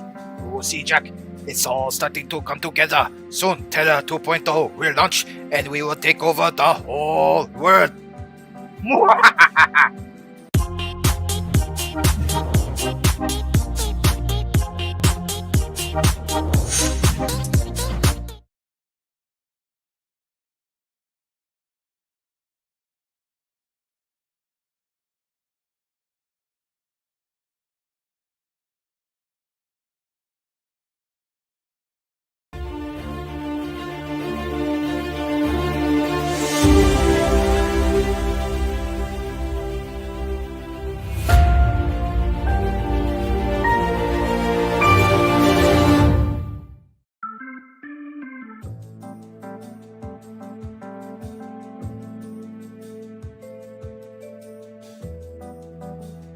Okay, Jack. It's almost midnight. I need the codes to press the red button to initiate TERRA 2.0. Kid, I'm sorry, but Palpatine didn't trust me with the codes and insisted that I give the codes to him until you were ready to press the button. Makes no sense to me, but he stated it was all about the market manipulation and only you could press the red button at midnight UTC. This is ridiculous, Jack. Why did that Palpatine have to get involved with TERRA to begin with? Now I have to put on that stupid disguise again, get back to Terraform Labs, and then warp up to space to get the codes from Palpatine. I only have less than 2 hours. Well, kid, live long and prosper. That is the wrong genre, Jack. Oh yeah, my bad. Since when do I have time to watch movies? Let's get you back into that disguise.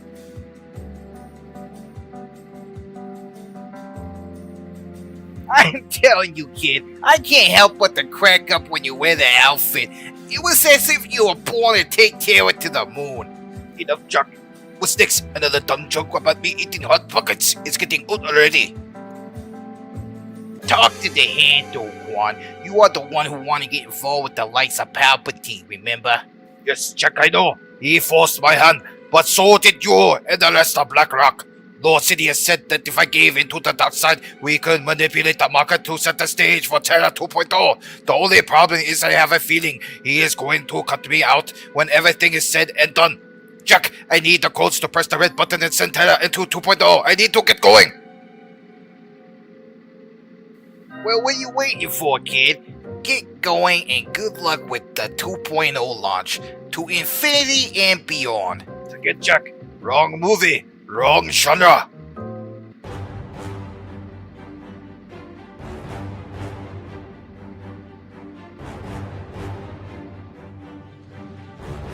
Those lunatics and that dark bullet. That fire caused me to take this detour, and as a result, took an extra half hour to get here. I just need to get inside Terraform Labs, warp to Lord Sirius, get the code from him, and warp back to the lab, and press the red button before midnight UTC. I think I will barely have enough time. Okay, beam me up, Scotty. If only Jack was here to see me say that.